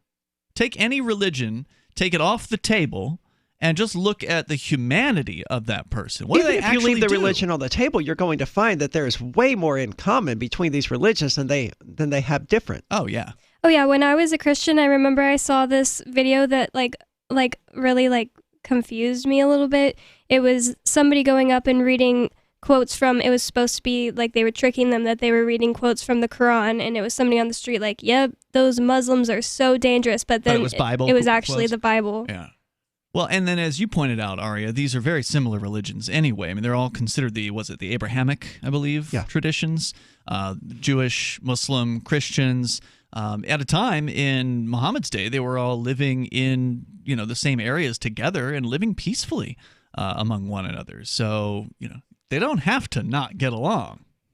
It's the governments that are the ones that encourage divisions. Right, because the governments benefit from it. That's right. You have to have an enemy. There has to be. And in 2001, the enemy was so-called terrorism. And now in 2021, it's so-called coronavirus and the invisible enemy. Well, it's a little more insidious than that. In 2001, it was Muslim terrorism. In 2021, it's domestic terrorism and the invisible enemy. Yep, that's right. It's danger out there. We need to have the government around to keep us safe. I look outside my window. I just see people going about their lives, minding their own. I don't see these bombs falling. I don't see these mass deaths, these bodies piling in the streets. What is so dangerous out there? Well, the government. Other than the government. 603. Well, it is cold. It is cold. 603-283-6160. That's 603-283-6160. Your calls and thoughts welcome, and you can take control of the airwaves here. This is Free Talk Live. I'm grateful to have heard from some of our satellite listeners recently. I appreciate knowing that people are out there who like what we do and are willing to support it financially. LRN.FM's free-to-air satellite feeds blanket most of 2 continents. It was my goal to put our channel there so people without internet could receive our programs and feed pirate radio stations. We started a fundraiser on Patreon a few years ago to back the satellite channels. I recently announced that I was considering canceling the feeds, and donations increased from 15 to 20% of our costs, which are around $1,000 per month. That's a good start, and to incentivize more contributions, the Shire Free Church will be matching every dollar. Can we reach $500 per month? With your help, we can. You can join our satellite fundraiser for just $2 a month at fund.lrn.fm. If we raise enough to keep both of the channels on the air, awesome. If we raise more, I'll add more channels. If not, we can shut them down and go internet only. It's up to you. Thank you for your support. fund.lrn.fm. The Free State Project has reached its goal of 20,000 liberty lovers who've pledged to move to New Hampshire and get active to achieve liberty in our lifetime. Perhaps you're trying to figure out what part of New Hampshire should be your destination.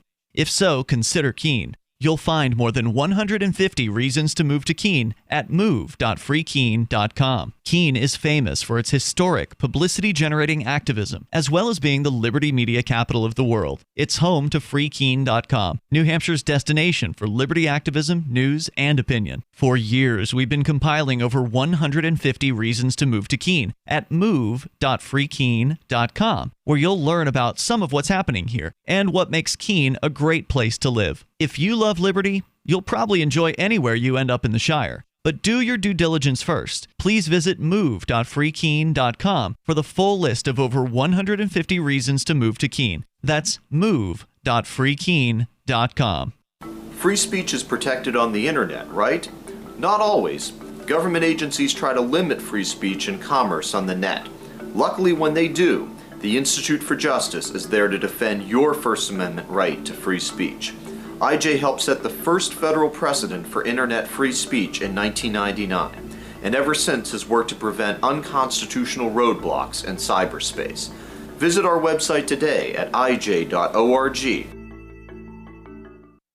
What if you want to hear the latest episode of Free Talk Live, but all you have is your phone, you forgot to download our archive, and you have no data connection? You can call our Listen line at 641-793-0191. That's a long-distance number, so you may incur charges. If not, listen as long as you want. 641-793-0191. The Free Talk Live Listen line, 641-793-0191. This is Michael Dean from the Freedom Fiends. I've run websites since 1996 and have used over a dozen web hosts in that time. AgristHosting.com is the only one that hasn't broken my heart. Agrist Hosting's uptime and service is stellar, and their DDoS mitigation is the best I've seen.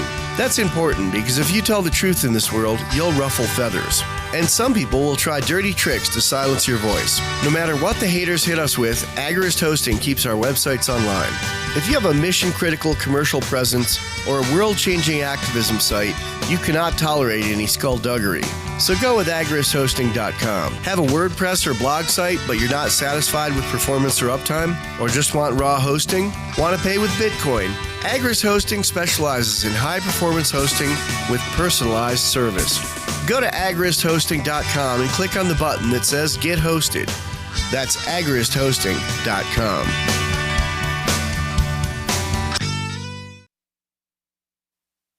You can stick it to the man and big tech. Join our FTL social mastodon at social.freetalklive.com.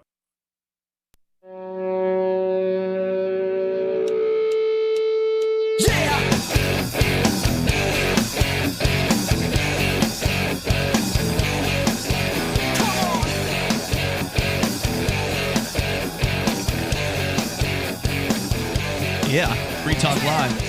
The number is 603-283-6160. That's 603-283-6160. In the studio tonight, you've got Ian. Bonnie. And Arya. We're going to go back to your phone calls and thoughts. And also on the way here tonight, I want to say thank you to Barry, who is a Free Talk Live Silver Amplifier. Thanks, Barry, for helping us amp the show. AMP stands for Advertise, Market, and Promote. It's a way for you to help us get Free Talk Live on more radio stations and bring new internet listeners on board. So once again, thanks to Barry for doing that for $5 a month. You can do more than $5 if you want, but $5's what we ask for, so I appreciate that. And you get some cool perks, you get some benefits. You can get the list of those over at amp.freetalklive.com. Let's go to your calls and thoughts. Chuck is listening online in Washington State. Chuck, you're on Free Talk Live. I'm actually listening on K2X in Needles, California, just so you know. Thank you for that. I wanted Great to station. touch on the whole persecution of Chinese Muslims. Mm-hmm. And I think it's really interesting that these Donald Trump supporters want to use this as a political chess piece to advance their agenda. At the same time, they ignore the whole Muslim ban that was coming into the United States or whatever when Donald Trump was running for president. It's just like the Muslims are being treated as the homeless people, as chess pieces for political gains. That's a good point. Yeah, there's no doubt. I mean, there's hypocrisy all over, both the left wing and the right wing. So very good point. Absolutely. Father Abraham had 7 sons, and 7 sons had Father Abraham. I am one of them, Art. So are you.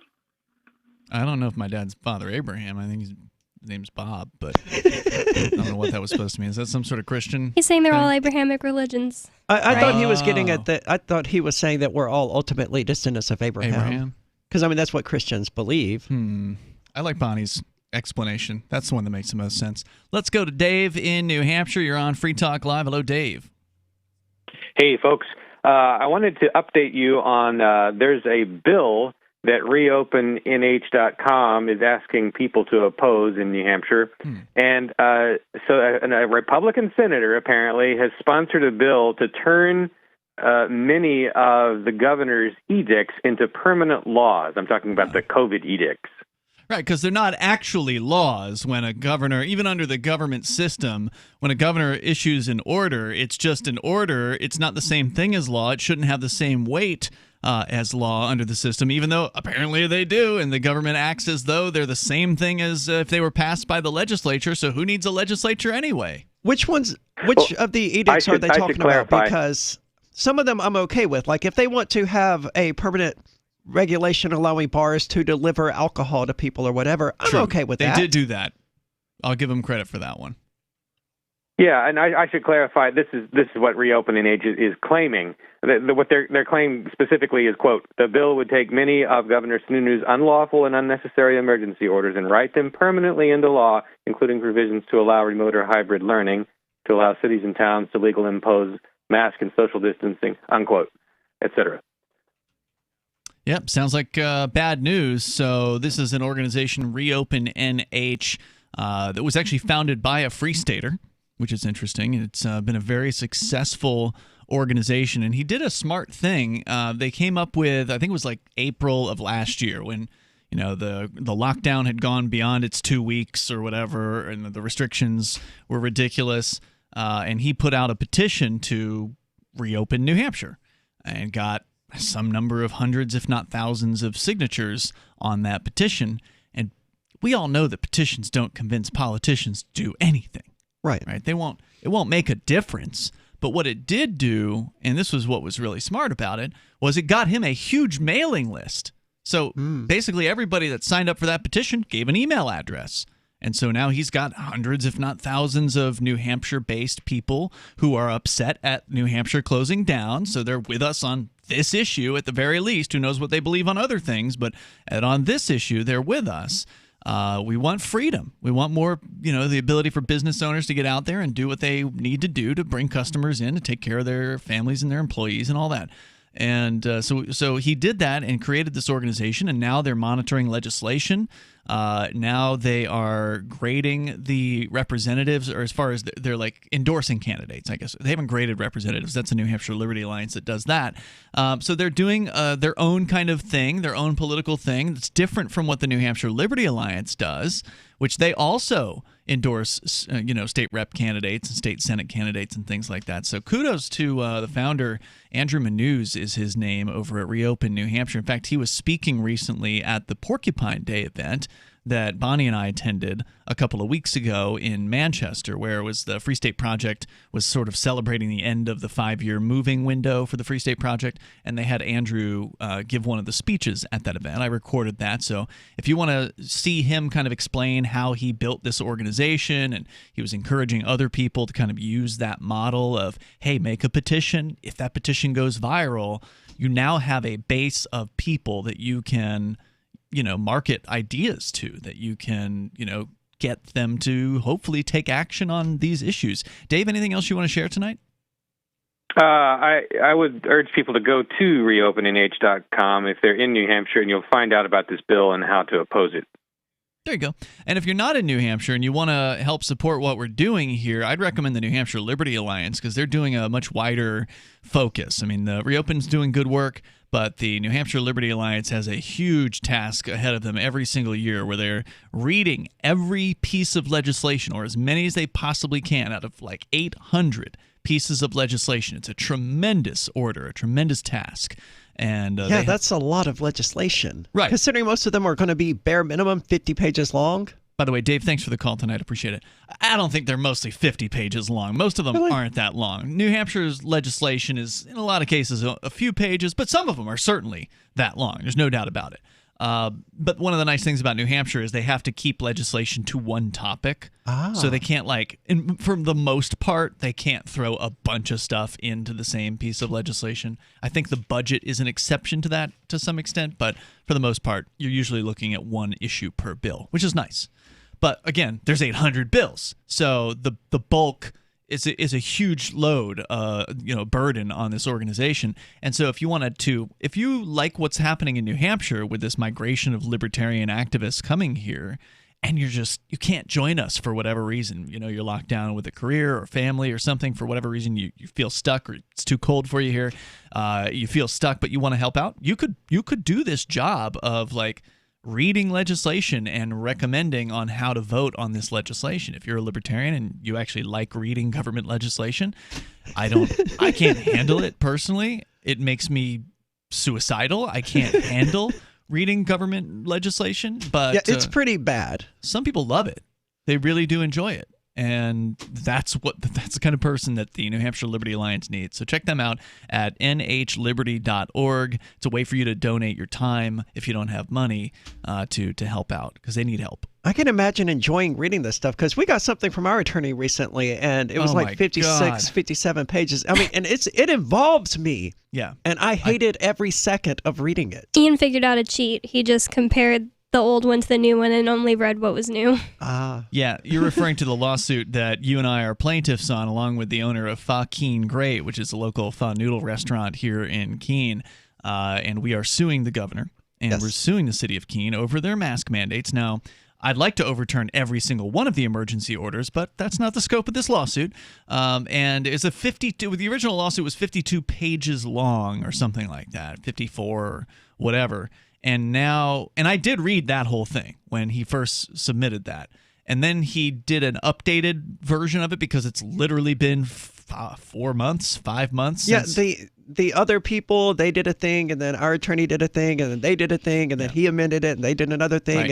And now now he's filed this amended version, which it includes a couple new things, but not a whole lot. And so going through all 56 pages, I was just comparing one page to the next, each paragraph, to see if it looked like there'd been a word added or deleted or something. And then I just looked at those paragraphs. Yeah, see, I reread the entire freaking thing again. Wow. All right, 603-283-6160. You can take control of the airwaves. You can bring up whatever's on your minds. We'll talk about the Uyghur genocide here and what exactly Biden did say. Coming up, it's Free Talk Live. We have some good news. The indictments against Ross Ulbricht in the District of Maryland were dismissed with prejudice, meaning they can never be refiled. This is especially good because those indictments contain the only charge ever made that Ross engaged in murder for hire. This was a serious allegation that Ross Ulbricht denies. It was never prosecuted or ruled on by a jury, but was trumpeted by the federal government and the media as if it were proven fact. The Maryland court held these indictments for almost 5 years, poisoning Ross's case and leaving him under a cloud of unproven allegations. As explained in Ross's appeal to the Supreme Court, the fact that the judge used these allegations to give Ross a draconian sentence of double life without parole violated his Sixth Amendment right to a jury trial. Judges are required to issue sentences based on convictions decided by a jury, not unproven allegations never even charged at trial. Although this is a positive development, the dropped indictment will not set Ross free. Now, a presidential pardon is Ross's only hope of freedom. Sign the petition at freeross.org. freeross.org. Bitcoin.com has launched a trading platform at local.bitcoin.com, allowing you to buy or sell Bitcoin Cash via dozens of payment methods like PayPal, Venmo, bank deposit, remittances, or meeting in person with cash. There are no ID requirements to sign up for and use the site, and all communications between buyers and sellers are encrypted. Finally, a global trading platform that respects your privacy. Visit local.bitcoin.com to get started trading Bitcoin Cash. local.bitcoin.com. Tired of cancel culture? Sick of mega tech corporations holding an axe over your head? Join the LRN.FM Matrix chat server. It's self-hosted, so no one else can tell us what to do or say. Don't like the existing channels? You can make your own. You can even connect into some of our channels from other Matrix servers. It's federated. For the full LRN.FM Matrix experience, though, you should join our server via the step-by-step instructions at chat.lrn.fm. Chat.lrn.fm.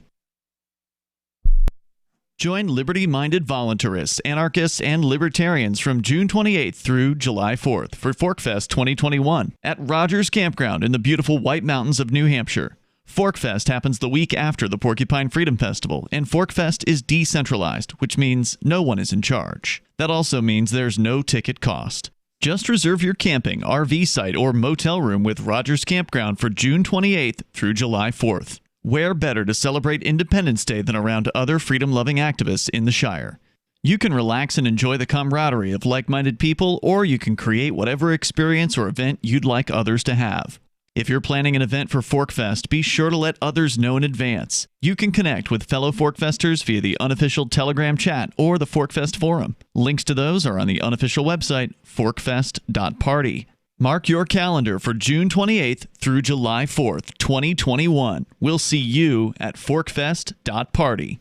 Some of you asked, and now we've delivered. LRN.FM's live Keene, New Hampshire studio shows are now streamed in HD on Twitch. Visit our channel at twitch.lrn.fm and give it a follow. If you have Amazon Prime, you get one free subscription on Twitch. If you use it on our channel, Twitch will give LRN.FM a monthly piece of your Prime subscription cost. So please watch, follow, share, and subscribe to twitch.lrn.fm. That's twitch.lrn.fm. I'm crazy about My Magic Mud. This is the most important oral care product created this millennium, and I'm not kidding. We all have different opinions on politics and issues, but we all have mouths. And I want yours to be as clean as possible, with teeth as bright as they were meant to be. I will never be without My Magic Mud. It's a little surprising, but man, does it work. If you only listen to one thing I say ever, go to mymagicmud.com and get 20% off with code FTL. mymagicmud.com, code FTL.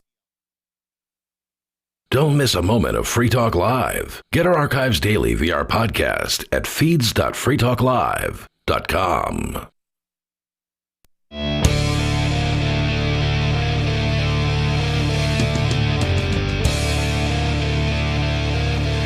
It's Free Talk Live. 603-283-6160 is the number. If you want to join us, you can. 603-283-6160. With you in the studio tonight, it's Ian, Bonnie, and Aria. We will go back to your calls, your thoughts. I do have the story about what did Biden actually say in regards to the Uyghurs, the Muslims in China that have apparently been put into camps. And China is constantly building new prison facilities for this purpose. Yeah. For illegally detaining, torturing, brainwashing, re-indoctrinating the Muslim people of China. Right. And we've talked about the world is ignoring it. This Holocaust that is happening right in front of our eyes. No one's talking about it. Every once in a while, you'll see the New York Times or someone run this lengthy op-ed about it. But why isn't this being talked about 24/7? This is millions of people being genocided. Apparently, this happened very recently. CNN Town Hall Tuesday evening. So yesterday evening, he appeared on the CNN thing and talked about Joe Biden? Yes, and talked about this issue. And so we'll tell you what he had to say coming up here in a moment. We go first, though, to Jimmy. He's calling us from San Antonio, Texas. Jimmy, you're on Free Talk Live. Hey, good evening. Thanks for taking my call. Sure. I'm here with my girlfriend. She's a registered nurse as well. Okay. How are you doing tonight? Good. What's on your mind tonight, Jimmy? Just a total failure of government, as usual. We've been without power for rolling blackouts lasting 10 hours in the middle of the night to where it's, about 25 degrees in the apartment. Wow. And this is the third or fourth day that this is going on. And we also have no running water. And there's absolutely, the highways are treacherous, not salted, not sanded. Things are out at the store, water and the gas at all the gas stations locally. Oh, man. It's still a pandemonium. We got you out of there just in time, Bonnie. Yeah, I'm from San Antonio. I just moved. I lived in the Castle Hills area, and I just moved in January. Yeah, that's where I'm at right now, Castle Hills area. That's insane. So this has to do with the weather. It's gotten unseasonably cold there in Texas and a lot of other places in the United States. Apparently, snow is actually covering the ground in San Antonio, or at least it had been at some point. Like 5 or 6 inches, yeah. And I believe there's more coming. Yeah, and I saw something, or I think you heard something on the news today, Bonnie, that it was only like South Carolina, Georgia, and Florida that don't have snow. Apparently, every other state has gotten snow within the last, 4 or 5 days? It's desperate. There's neighbors trying to cut down trees in the apartment complex. All the stores like Walmart, they don't even answer the phone. And Walmart that's linked up with supposed to be with Homeland Security. They've done nothing to prepare, nothing to help the citizens, nothing from the local or state government. This is really becoming a disaster zone. I mean, why is it that the water is it because the pipes are frozen? Why is the water not operating? Normally They would be frozen. Yeah, I was going to say, normally if the power goes out, it doesn't affect the fact that, the water tower is pushing, water down and, getting water to people. So it's a combination of that, no electricity, but also because they've shut off the power for 10 to 12 hours during sub-freezing temperatures. I'm sure there's going to be massive amounts of property damage and busted pipes. I mean, a crumbling infrastructure. It's really sad. I feel like I'm in a third world country. How cold is it outside right now in San Antonio? I'd say it's about mid-30s. Okay. It's the warmest it's been. The other night it was about 1 degree. Everything in our apartment, even bottled water that was left out, froze. So, I mean, we were huddled in, and I mean, it's terrible. The cold just takes the energy right out of you, I mean, I can't blame the people of Texas for not being prepared for this sort of winter storm because, I mean, what does that happen once every 200 or 300 years? Yeah. But it's a good reminder that the government always fails when it comes to disaster and that we always have to be prepared to take care of ourselves. And for this electric company to do rolling blackouts 10 hours or longer is just criminal. It's really a shame, especially during a pandemic, COVID. I mean, of all the things that our government should be preparing for instead of the infighting, and it's sad. I don't know what else to make of it, but I appreciate you all. What are you guys doing to stay warm? I mean, 25 degrees inside the apartment. That's crazy. Yeah, well, luckily we have a fireplace, and I did buy 4 bundles of wood, try not to be greedy and save some for others because there was only about 20 left in the store.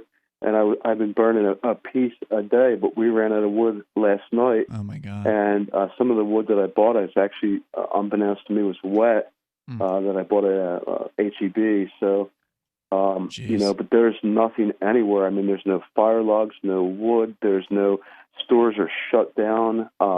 Big stores like Walmart, they're absolutely – I mean, I can't even get a return phone call from a manager 3 days in a row just begging, pleading for I put an order in for $25 for fire logs, and they kicked it out down the road saying I needed to order $35, which was like a marketing scheme.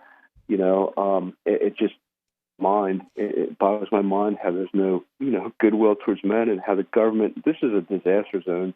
I mean, well, goodwill towards men. That's a middle class idea, right? People only have that notion when things are comfortable and easygoing. As soon as things get hard, the vast majority of people throw it out the window and it becomes dog eat dog. Mm-hmm. My friend Absolutely. in San Marcos. And, you need fresh water. I mean, forget about showering and bathing and all that, but you need fresh water and toiletries and all that stuff. And I don't, this just keeps getting worse and worse. And wow. I'm looking for government to say, hey, this disaster, let's plow the roads, let's get the trucks moving, let's get the store supplied, and it's like silence. They probably don't even have plows. Bonnie, what were you trying to say there? I was going to say, my friend that lives in San Marcos, she stood outside of a Sam's Club for 2 hours just and the employees were in the store because they kept looking at them, and they came outside and said, sorry, we're closed today. And wow. she tweeted that, and Sam's Club tweeted back to her saying, like, next time maybe you should call ahead. Yeah, I mean, you got to stop looking for government to save you, though. If you're waiting on the government to get out there to plow these roads, yeah. The government is the worst thing that they're capable of doing is saving people. I mean, that's what they're worst at. Jimmy, thanks for calling in tonight. I appreciate it. It's the first actually we've heard from anybody, and I wish you the best. And keep us in the loop if you're not an icicle tomorrow night, and you can update us on what's happening. Feel free to do that. I appreciate your call tonight. Wow. 603-283-6160, and this is affecting a lot of people. Think about that. I mean, what is it? 1 million people in San Antonio? 1.5 million. Yeah, that's a big city, and that's just one of them. I saw a news story today of the guy who does the power there saying that he doesn't know when it's going to be back on. And as Freedom Solenoid points out in our chat room in the Matrix server over at chat.freetalklive.com, he says the pump houses are down because of the power outages. So they can't pump the water, or I don't know if they're pumping sewage or whatever it is they're pumping, but it's bad. And again, it's a good warning to be prepared, but again, I want to stress that it's unreasonable for the people of San Antonio or Texas in general to be prepared for, this catastrophic snowstorm. No doubt. No one saw that coming. But now they're going to have some, next time. But still, they'll have gone out and bought a nice coat for the next time and come up with some sort of alternative, some sort of alternative heat that you can have stored away. Most people don't think about those things, but these sorts of situations will make you think differently. So Biden is hitting it's not a campaign trail. He's hitting the media. He's been on CNN Tuesday evening. And according to the story over here at nypost.com, he is dismissing the genocide against the Uyghur population in China, dubbing the mass internment a, quote, different norm, unquote, despite the State Department this month responding to the atrocities in the camps following reports of systematic rape and torture, systemic rape and torture. The commander-in-chief made the remarks after being asked during his CNN town hall Tuesday evening about his recent conversation with his Chinese counterpart, stating his response by relaying Chinese President Xi's justification for the abuses. He said, this is what Biden said, quote, "If you know anything about Chinese history, it has always been the time when China has been victimized by the outer world is when they haven't been unified at home." Whatever that means. So vastly overstated, the central principle of Xi Jinping is that there must be a united, tightly controlled China, and he uses his rationale for the things he does based on that. So they have to exterminate the undesirables in order to present a unified front to the rest of the world. And Joe Biden's okay with this? Apparently. Because that's what Xi is saying. Yeah, it's like we get bullied when we're not united, and when we're not all standing together. So we have to get rid of all of those other people, all of those different people. Yeah, and he sounds like he's just relaying what he said and not criticizing it in any way, shape, or form. China, a nation that has faced a wave of international scrutiny over the past few years relating to its activities in dismantling democracy in Hong Kong and its refusal to accept responsibility for negligence and lack of transparency at the onset of the coronavirus outbreak, has not let global tensions stop its mass internment of Uyghurs in Xinjiang province. President Biden continued in his response that he's, quote, not going to speak out against these actions in Hong Kong, against the Uyghurs, or in Taiwan. We'll tell you more about what Biden had to say, and you can share your thoughts. 603-283-6160. Are you surprised? It's Free Talk Live. Are you tired of governments murdering people around the world? Stop using their money. There is an alternative. Bitcoin is a stateless, free market, non-political currency. Bitcoin cannot be inflated or controlled by any government. By using their money, you are helping the state. Stop doing it! You have an incredible alternative available now. Learn it, use it, spread it. Get started with Bitcoin at bitcoin.com. That's bitcoin.com. Divvy's been a pretty good investment for Free Talk Live. Their ad campaign started in September 2019, and from mid-March to mid-July, the values soared by 10 times. It's not too late. Divvy's new wallet hasn't even released yet, and other things are happening that I can't even say on the radio. If you want to invest and potentially do well, go to divvyproject.org. I can tell you that FTL is deepening its partnership with the guys from divvyproject.org. Past performance is not an indication of future profit. divvyproject.org. D-I-V-I project.org. There are basically two types of advertising: direct response and branding. Radio's great for direct response with its low cost to listener ratio, but audio can't be beat for branding, which is a longer term endeavor. You want to be the first thing that someone thinks of when they think about your product or service. If you have a local business that you want kept top of mind in your community, call the station. If you need national reach, Free Talk Live's got around 200 radio stations, millions of monthly listening sessions, can suit all budgets, and if we don't think we're right for you, we'll tell you. Email me, mark@freetalklive.com. So you've heard all 3 hours of the latest episode of Free Talk Live, and you're still hungry for liberty-oriented audio content? Did you know that we have another 24/7 audio stream at LRN.FM? The Liberty Radio Network airs the latest episodes of some of the best liberty-oriented podcasts on the internet around the clock. In addition to recorded content, you'll also hear live shows like Free Talk Live, originating from our Keene, New Hampshire studio. So listen anytime at LRN.FM. That's LRN.FM. You're listening to the live edition of Free Talk Live. Hour number 3 is next after the news here on the Liberty Radio Network at LRN.FM. Investigating fake coronavirus protective gear. I'm Rich Dennison, Fox News. A federal investigation is underway into a massive counterfeit N95 mask operation, which authorities say led to millions of the fake foreign masks being sold to frontline workers. Homeland Security Secretary Alejandro Mayorkas. In the past 2 weeks, HSI has conducted multiple criminal search warrants and seized counterfeit masks in operations conducted in 5 states from coast to coast, with more enforcement actions expected in the coming weeks. More than 10 million counterfeit 3M N95 masks have been seized in the operation. Authorities say they've also seen an increase in phony websites selling fake vaccines, medications, and personal protective equipment. More severe winter weather expected in parts of Texas and the southeast as a storm that's left millions without power moves to the northeast. Texas among the hardest hit states, with many still without power. Power will not be restored fully, I would say, probably for another couple of days. Houston Mayor Sylvester Turner. The snow and cold is now blamed for at least 30 deaths across the country. Conservative radio icon Rush Limbaugh died today of complications from lung cancer. Former President Trump, who awarded Limbaugh the Presidential Medal of Freedom, told Fox News the entertainer was sicker than many knew. In theory, could have been gone 4 months ago, really. He was fighting till the very end. He was a fighter. Limbaugh was 70 years old. Life expectancy in the U.S. dropped 1 year during the first half of 2020 as the pandemic caused its first wave of deaths. New estimates from the Centers for Disease Control and Prevention show minorities suffering the hardest, with Black Americans losing nearly 3 years of lifespan, nearly 2 years for Hispanics. Health officials expect those numbers to increase as information for the rest of the year is processed. America is listening to Fox News. I don't know who needs to hear this, but here you go. You deserve to feel better than you do today. And you can with Headspace. They make meditation simple. Headspace is the one of the only meditation apps advancing the field of mindfulness and meditation through clinically validated research and can reduce stress, improve sleep, boost focus, and increase your overall sense of well-being. Go to headspace.com/Fox for a free 1-month trial. This is the best deal offered right now. Headspace.com/Fox.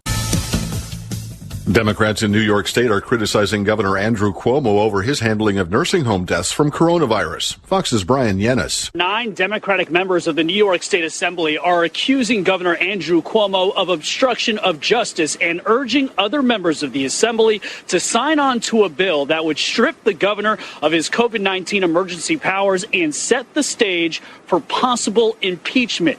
In the letter, it reads in part, quote, "It is now unambiguously clear that this governor has engaged in an intentional obstruction of justice. This comes after Cuomo's top aide admitted to state Democratic lawmakers in a private meeting they hid the total number of nursing home residents killed by coronavirus in an attempt to avoid a federal investigation by the Trump administration." Cuomo says all COVID-19 information from nursing homes was made available to the public through several state agencies. While much of the country is locked in the grips of winter weather, there are signs of an approaching spring. Put them in, coach. They're ready to play. Baseball spring training officially underway today. Pitchers and catchers reporting to several major league camps. 15 of the league's 30 teams opening up today. 13 teams will get started tomorrow, and the last 2 teams on Friday. By Monday, 2/3 of all Major League Baseball teams will be holding their first full squad workouts with pitchers and catchers as well as position players. The first exhibition games are only 11 days away, February 28th. Major League Baseball. The Supreme Court's sidekick, Kid Justice, is killed by Mad Genius genius, Dr. Contempto. Thousands of elderly Japanese Americans are rounded up for an internment camp's 70th reunion, and a report confirms the habitat of Bengal tigers is now down to a studio apartment in Jaipur, India. As it was once prophesied in the weekly news recap videos of old, here now it emerges before your very eyes. This is the Onion Week in Review. Local man Matthew Hunker announced this week that he has such strong brand loyalty to Mazda that he's willing to kill for the Japanese car brand. Hunker told reporters that if he hears anyone say anything negative about Mazda's cutting-edge features, or if anyone places any other car brand above the award-winning line of 2013 Mazdas, he will, quote, personally beat them to death. You think I wouldn't slit your goddamn throat in the name of Mazda? You think I'm f***ing around? Go ahead, say something bad about the top-rated Mazda 6 or the award-winning CX-5. See what f***ing happens. I f***ing dare you. You think I'm afraid to go to jail? This is the Onion News Network. Thousands took to the streets to protest the NYPD's Stop and Kiss program. New Yorkers who've been stopped often say the encounters feel extremely intrusive. Going through my pockets, throwing my stuff on the ground, kissing me on my neck and face. They push me up against the wall and start nibbling on my ear. Joining us now is legal analyst Susan Hughes and Mark Brennan, a former police officer who has defended the Stop and Kiss program. Look, it's one thing to kiss someone who you think might commit a crime, but these officers are just kissing people left and right with no probable cause. If you've got nothing to hide, then it's not a problem. They just stop, ask where you're going, give you a gentle kiss or two, and let you go. Mark, there have been examples, public examples, where these procedures have just gone too far. Let's take a look at a disturbing cell phone video that's been making the rounds on the internet. Stop! Put your hands on your head. Oh, come on, man. They just kissed me 2 blocks ago. Come on, man. I didn't do anything. Shut the f*** up and let me kiss you. Look, the cops can either kiss people now before there's violence, or they can be kissing a bunch of dead bodies at a crime scene. This is the Onion News Network.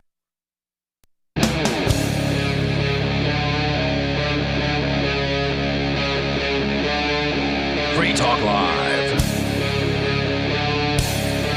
It is Free Talk Live. Kicking off the third hour here. We got time for you if you want to join us. The open phones are at 603-283-6160. That's 603-283-6160. In the studio with you, it's Ian. Bonnie. And Arya. And you can also call in via our chat server. You can go to chat.freetalklive.com and get step-by-step instructions on how to reach out to us. Now, there has to be step-by-step instructions because, honestly, it is a little bit complicated. Okay, so there are some steps that need to be taken. And once you get through those steps, it'll be really easy for you to call from that point on. Once you make that first call, it'll be super easy for you to call from then on. And you will sound almost like you're sitting here in the studio with us. It's fantastic. And the thing you need to know about the Matrix chat server is it is open source, self-hosted, and as they call it, polycentric. So it's not centralized in the traditional sense like a Discord server would be, where there's a central corporation that has all these servers that they let people use and then they take away from them whenever they feel like it. No, Matrix, no one can take away our Matrix server from us. We run the Matrix server. And there are other Matrix servers that it connects to because it's what's called federated. So you can actually connect to other Matrix servers. If you know there's a room on some other server somewhere, you can connect to that unless it's exclusive to that one server. So like, for instance, on the Free Talk Live server, there's some rooms that you have to be a member of our server to join, and there's other rooms that you don't. Some rooms are public. Other rooms are private. How many private rooms are there on the server? Honestly, I don't even know, and I'm the server admin. Well, people are constantly creating them, you know? And you can do that. You can. It's amazing. And it's free to use. Go to chat.freetalklive.com and you can join us there. In fact, we've got somebody who's trying to call in on there right now. We will go to him in just a moment. And the number here is 603-283-6160. Also, coming up, more from Joe Biden in what he has to say, essentially making excuses for the Chinese government interning what may be millions of Muslim Uyghurs, as they're called, in what they are calling re-education camps. We'll tell you more about that. But first, I believe we have Stephen. He's calling in from AnyPay headquarters out in Portsmouth, New Hampshire. Hello, Stephen. Hey, guys. Hey, what's on your mind? Am I excited for June 28th through July 3rd. Really? June 28th through July 3rd. Okay, what's happening? That is the most fun festival. I love this festival. Here's how it works. a bunch of people get together, people who love Bitcoin, and they compete against each other to see who can earn the most Bitcoins from the other attendees. I love this. I love this. It was actually Derek J who called in and said something very similar earlier this week, that the whole of Fork Fest is a giant competition to see who can make the most money off the other attendees. That's right. So that's why I sell Bitcoin there. Exactly. And it's a true competition, and it's the market in action.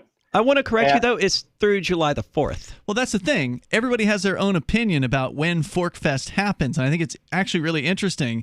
Derek J has already called in, I think twice in the last week, to promote forkfest.com, which is a brand new website, which I actually used today. I put the Free Talk Live broadcast site on there. It's a map of Forkfest. But Derek J has been saying that Forkfest is happening from the 21st of June through July 4th. Now, Stephen, I'll accept that as well. Now, it's through July 4th, of course, yes. But Stephen, now you're saying it's the 28th through the 4th, which is what we've been saying on the air. So I just think it's funny that within the same couple, like Derek and Stephen are a couple, and here's what I said. I said I'm looking forward to the 28th through July 4th. So the week before that, it's going to be really fun too. That's when the people who come early to Forkfest arrive.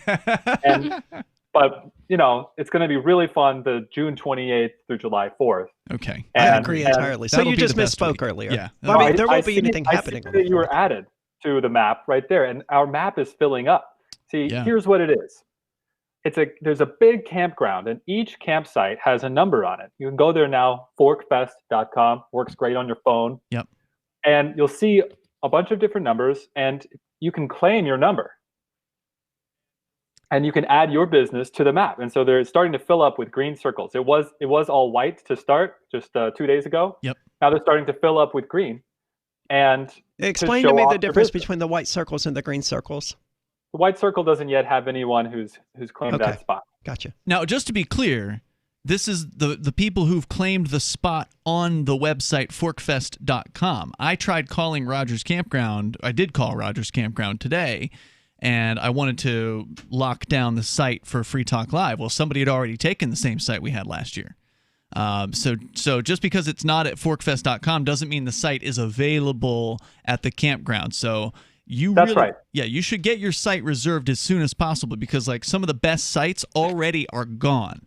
And actually, that's who took the with Free Talk Live site? Sorry, I wanted to get 3 sites all together, but all the ones around me that I wanted were already taken, which is totally unlike other years. Right. So it looks like there's a bunch of people, and so anyway, the competition is to earn the most Bitcoins from each other. So once you add your business to the map, then people will be able to find your business and pay you with Bitcoins. Mm-hmm. And the way it works is that your account that you created, or the site that you claimed, it links up to your AnyPay account. Okay. So it makes it super easy for people to pay you right at forkfest.com.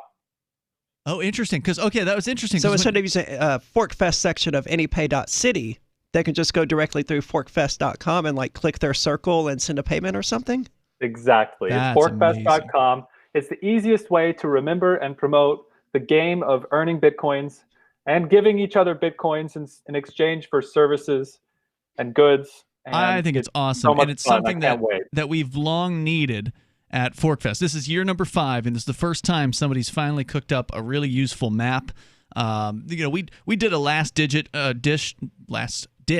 attempt. Aria, you found this website that offered apps, and you hired them, and they spit an app out real fast for Forkfest, and we literally did it during the event. Yeah, we did. And it worked for what it was, but it was a very centralized thing where everybody had to tell you what was going on. And it was so much work, dude. I did not enjoy it. No, not fun. Stephen and Derek have set this up. It's automated. You go right now at forkfest.com. If you know the site you're going to be on, you put that in there, and it's boom. There you are. You're on the list. You're on the map, and there's a list of all the places that you can go to. So finding what's available is going to be easier than it's ever been this year at Forkfest, and it's thanks to the guys over at AnyPay. And I didn't realize that you're connecting AnyPay accounts. So I presume, are you doing that based on the email addresses that the person puts in when they sign up? That's right. The email address you put in Nice. will send payments right to your AnyPay account. If you don't have an AnyPay account already, do not despair. be happy because you can add yourself to the site, you can claim your business on the map, claim your site 83, 110, right in front, in back, whichever one you want. And then you can sign up with your email to AnyPay later. And we can help you with that. I love it. Steven, I have a question. Is there going to be like parties every night in the Dome, or is it going to be like one Dome night? Well, I will be playing music all the time.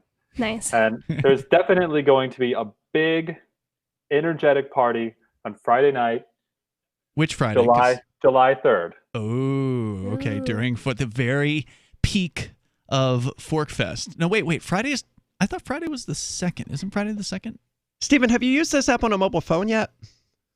Or have you used this website on a mobile phone? Yes, I have. Okay, I guess I'm just having a weird issue then where I click the site to see what's there and absolutely nothing happens. That's not happening. There's nothing happens yet. Oh, okay. But That's coming. you can add your business, click add your business or event, and it'll go on the map. Then you can click list of vendors, and that'll show you a list of everyone who's signed up already, put themselves on the map. And basically, once you've done that, you've done everything. Yeah. If you have an AnyPay account, just in the next week or two, and certainly by the festival, your account will be automatically linked to your Bitcoin payments.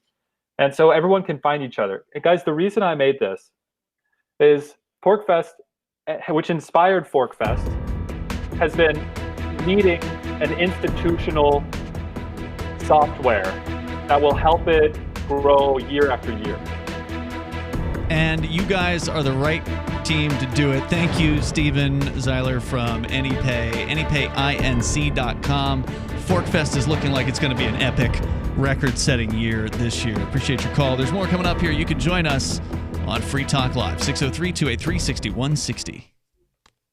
Look, I'm sorry, but you're in for a world of pain if you use Koinomi. The reason is their wallet doesn't support payments. The solution is simple. Let them hear your voice. Message Koinomi on Twitter, it takes 5 seconds, and tell them AnyPay sent you, because they're on the fence right now, and your voice will prove that people care about using Bitcoin for payments. Go tweet at Koinomi now. Or even better, leave a review in the App Store. They really pay attention there. Thanks. If you want to know the latest about Free Talk Live before we go on the air, all you need to decide is how you want it delivered. It's your choice. Visit news.freetalklive.com to receive our usually weekly news updates by email. Plus, we have a Twitter account at twitter.freetalklive.com, and you can follow us on the decentralized Mastodon platform at toot.freetalklive.com. So please follow us at toot.freetalklive.com and sign up for our emails at news.freetalklive.com. Having taken her father's throne, Sarah Calhoun has fallen out with one of her best allies, and her brother Nathaniel heads into Imperial Philadelphia with a reckless plan.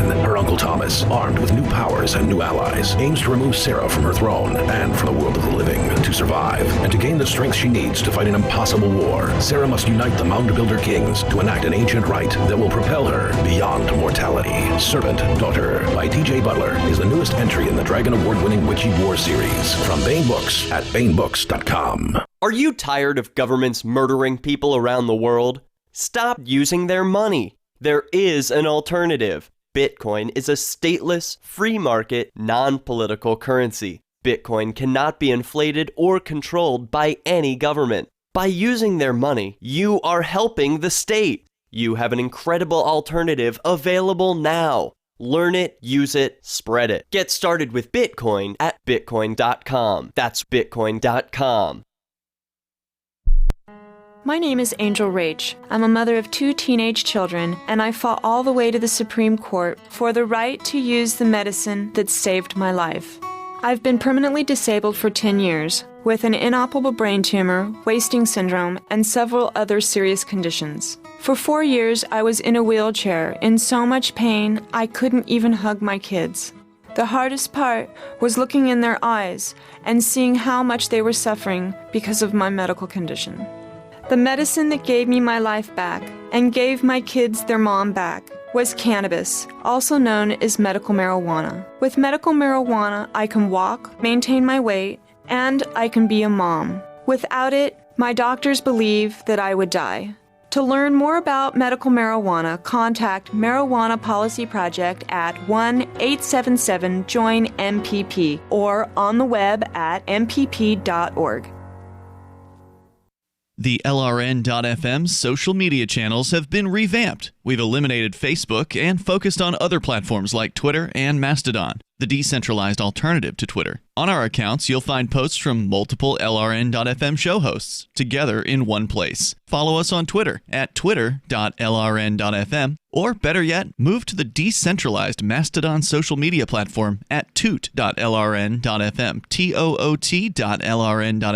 I think you'll like it. Looking for a great real estate investment? Consider New Hampshire, which is ground zero for the Liberty Movement. Your first call should be to Mark Worden from Porcupine Real Estate. He's more than just a real estate agent. He's your New Hampshire concierge. Where are the best places to live? Do you want farm, city, the burbs, or forest? Do you want a duplex or multifamily building so that renters pay your mortgage? There are homes in all price ranges in New Hampshire, and Mark can help with financing too. Invest in Liberty and property. Mark Worden can help. PorcupineRealEstate.com. We're still not sure why you'd want to watch, but our video feed is streaming nightly for free at cam.freetalklive.com.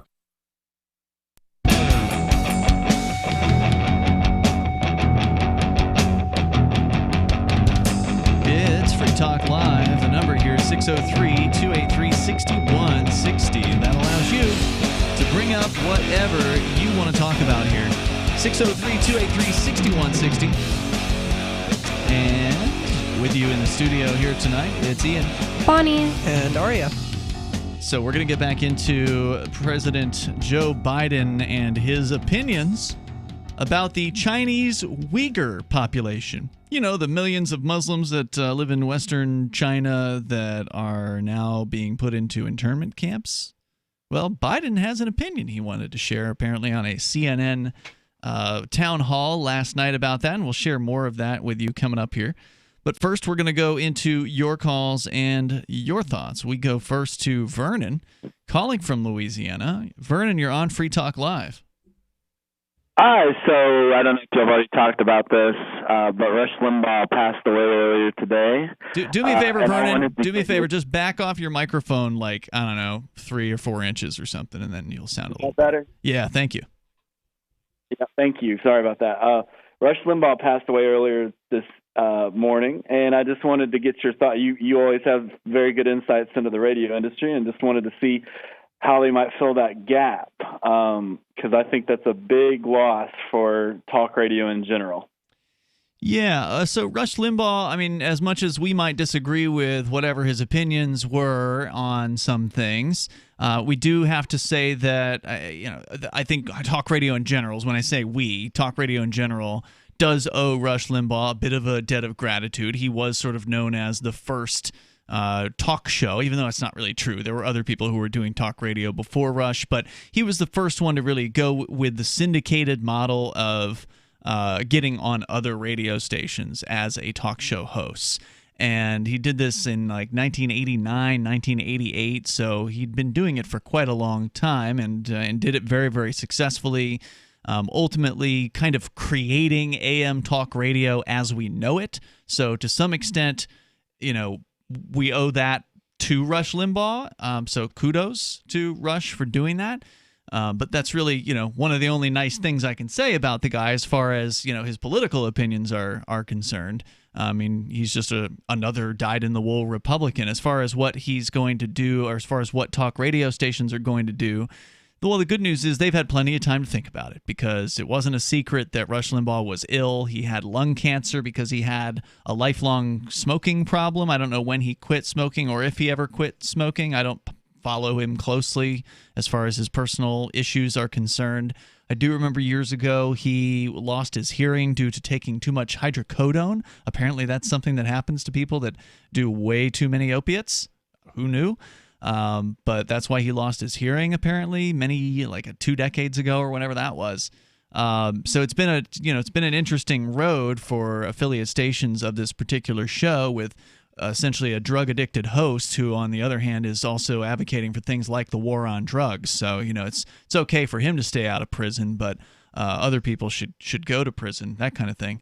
But obviously those are my comments on his opinions. Aside from that, the radio industry, there's going to be a lot of people who are going to say, and they already were saying before Rush passed away, that, this is the death of talk radio. Talk radio is done once Rush Limbaugh is done. And I think that's, they're writing the eulogy too soon on talk radio. I think that talk radio and talk in general is a format that's not going to go away. Whether radio lives or dies is another question. But there's always going to be, people who want to hear other people's opinions, people who want more than just to listen to music at all times. They want to hear an opinion that differs from theirs. They want to be challenged and listen to something, or just listen to somebody that agrees with them or whatever. I think it's primarily that.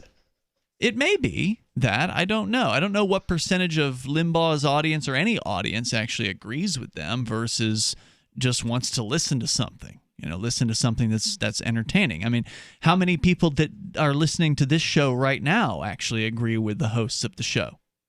Well, we all disagree on some stuff, so we do. Yeah, that'd be possible. Right. Within the studio, we have disagreements, certainly. Well, they think we're all leftists now, so.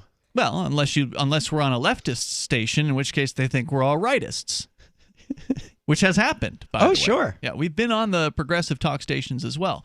Vernon, I don't know. Did I answer your question at all? I think everything's going to be fine. You did. Thank you. And one last question. Do you feel like this may open an opportunity for Free Talk Live at all? No, and here's why. Is that just a different realm than you all are in? No, yeah, and here's why. Normally, if there's a talk show that is leaving the airwaves, so for instance, Clark Howard, which is like a consumer reporter kind of guy, he left his show. He ended his show at the end of 2020, and I called all his stations, even though he's an afternoon drive show, so he's not in the same slot. But I called them all because some of them delay broadcast, as they call it, where they take a show, record it, and then they play it back later. Obviously, if it's on at night, we've got a higher chance of getting in that position. Plus, Howard had some weekend shows as well, so he had some weekend stations. We do live weekends, so that's an opportunity for us. With Limbaugh, I don't think there's any station that is allowed to air Limbaugh's show outside of its live slot. I don't think that exists. I think every station has to air. Limbaugh had the most ironclad of all the contracts in the business. Limbaugh was a show that, he doesn't talk about this, right? But everybody in the talk radio industry, everybody who's ever been a program director of one of his stations, they know that they had to pay for the Rush Limbaugh show. Every other talk show I've ever heard of does what's called a barter deal with stations, where, so for instance, if you're going to take Free Talk, if you're a program director of a radio station, doesn't matter what the size of the market is, if you want to take our show, it's the same agreement no matter who you are. The agreement is we get to run some of our ads on your air, and you get to run some of your own local ads on the air. And that's how those stations avoid having to pay somebody or whatever to come in and do a show locally. So that's why a lot of stations run syndicated shows at night. They don't have, either they don't have the talent or they don't have the money to bring somebody in 24 hours a day. So they bring in shows like us where they don't have to pay us a dime. We just get to run our ads on the air. So that's what they call a barter deal in the business. Well, Limbaugh was the only show I'd ever heard of that actually charged radio stations a fee. And it wasn't like $100. It was the price of what it would cost to actually hire somebody in whatever the market was. So if you were in New York City, you paid the top dollar because it's the number one market. If you're in market number 50 or market number 100, you don't pay as much as New York City. You pay less because it wouldn't cost as much to hire a morning show guy in your marketplace. But basically, whatever you'd pay a good morning show salary in your marketplace, that's what you were paying Rush Limbaugh. Just to air his show. Thank you for your honest opinion, Ian. I appreciate it. Well, those are facts about Rush Limbaugh. That's no opinion. I mean, thank you for the call. He just hung up. But those things I've heard from multiple program directors. And so if Rush Limbaugh is the kind of guy who's like, well, I can charge for my show, well, then he's also the kind of guy who demands that stations run all 3 hours and that they run all 3 hours live and that they play. And another thing he did was he required stations to play his ads, I believe, outside of his show. Ooh. So if you had Rush, you had to play his ads during the rest of your day parts, during the rest of the broadcast day. So, I mean, he knew he was number one and acted like it, right? Yeah, it doesn't sound like a very friendly person. No, not very friendly at all. But he did kind of create talk radio, so you get some credit for that. 603-283-6160. That's 603-283-6160. When he spoke at the Talkers Convention that Mark and I went for in like 2005, he came in, spoke, and left. Didn't even like shake hands and, meet people. More coming up. I'm not surprised. This is Free Talk Live. Why did you move to the Shire? I moved here to the Shire because there's other people around who take liberty just as seriously as I do. I moved to the Shire because I saw videos of people challenging authority and thought that I could get support myself. It called to me, like, do this right now. I wanted to be around people like me who got it. And once I got here, I knew there was nowhere else that I wanted to be. I've always wanted to change the world. So I moved to the Shire to join people who were actually working towards doing the same thing. The people here are awesome, loving, and positive. It was for the adventure and for the feeling of something important is happening here. And I just wanted to come to sort of be part of that. Visit ShireSociety.com to read and sign the Shire Society Declaration and learn the reasons why, if you love liberty, you should immigrate to the Shire. Plus, connect with others via the forum at ShireSociety.com. That's ShireSociety.com. I'm grateful to have heard from some of our satellite listeners recently. I appreciate knowing that people are out there who like what we do and are willing to support it financially. LRN.FM's free-to-air satellite feeds blanket most of 2 continents. It was my goal to put our channel there so people without internet could receive our programs and feed pirate radio stations. We started a fundraiser on Patreon a few years ago to back the satellite channels. I recently announced that I was considering canceling the feeds, and donations increased from 15 to 20% of our costs, which are around $1,000 per month. That's a good start, and to incentivize more contributions, the Shire Free Church will be matching every dollar. Can we reach $500 per month? With your help, we can. You can join our satellite fundraiser for just $2 a month at fund.lrn.fm. If we raise enough to keep both of the channels on the air, awesome. If we raise more, I'll add more channels. If not, we can shut them down and go internet only. It's up to you. Thank you for your support. fund.lrn.fm.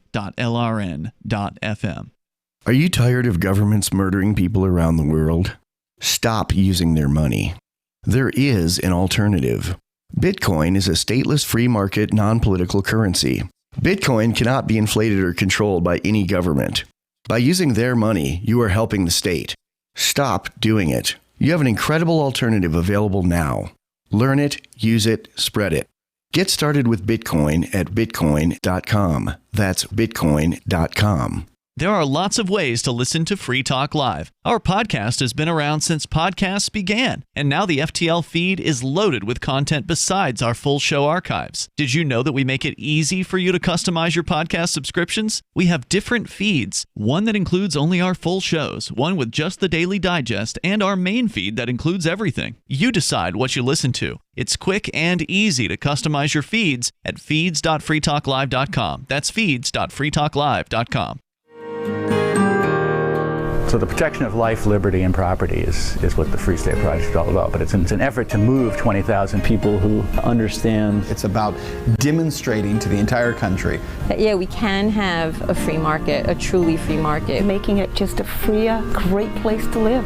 It's the world's largest voluntarist libertarian community, and it's only getting bigger. That's amazing, to be able to move to a place where other people passionately believe in being free and independent. What the Free State Project is managing to do, though, is to put their money where their mouth is. It's physically getting up across the country and saying, let's go someplace and let's demonstrate the power of these ideas. There's a lot of kind of philosophy that surrounds liberty. There's a lot of thinking about it and talking about it. But here in New Hampshire, people are doing it. 101 Reasons Liberty Lives in New Hampshire, a documentary by Free State Project early movers. Watch it free at 101reasonsfilm.com. 101reasonsfilm.com. Yep, we still do email. Drop your email address in the entry box at freetalklive.com, and you'll be kept in the loop with Free Talk Live.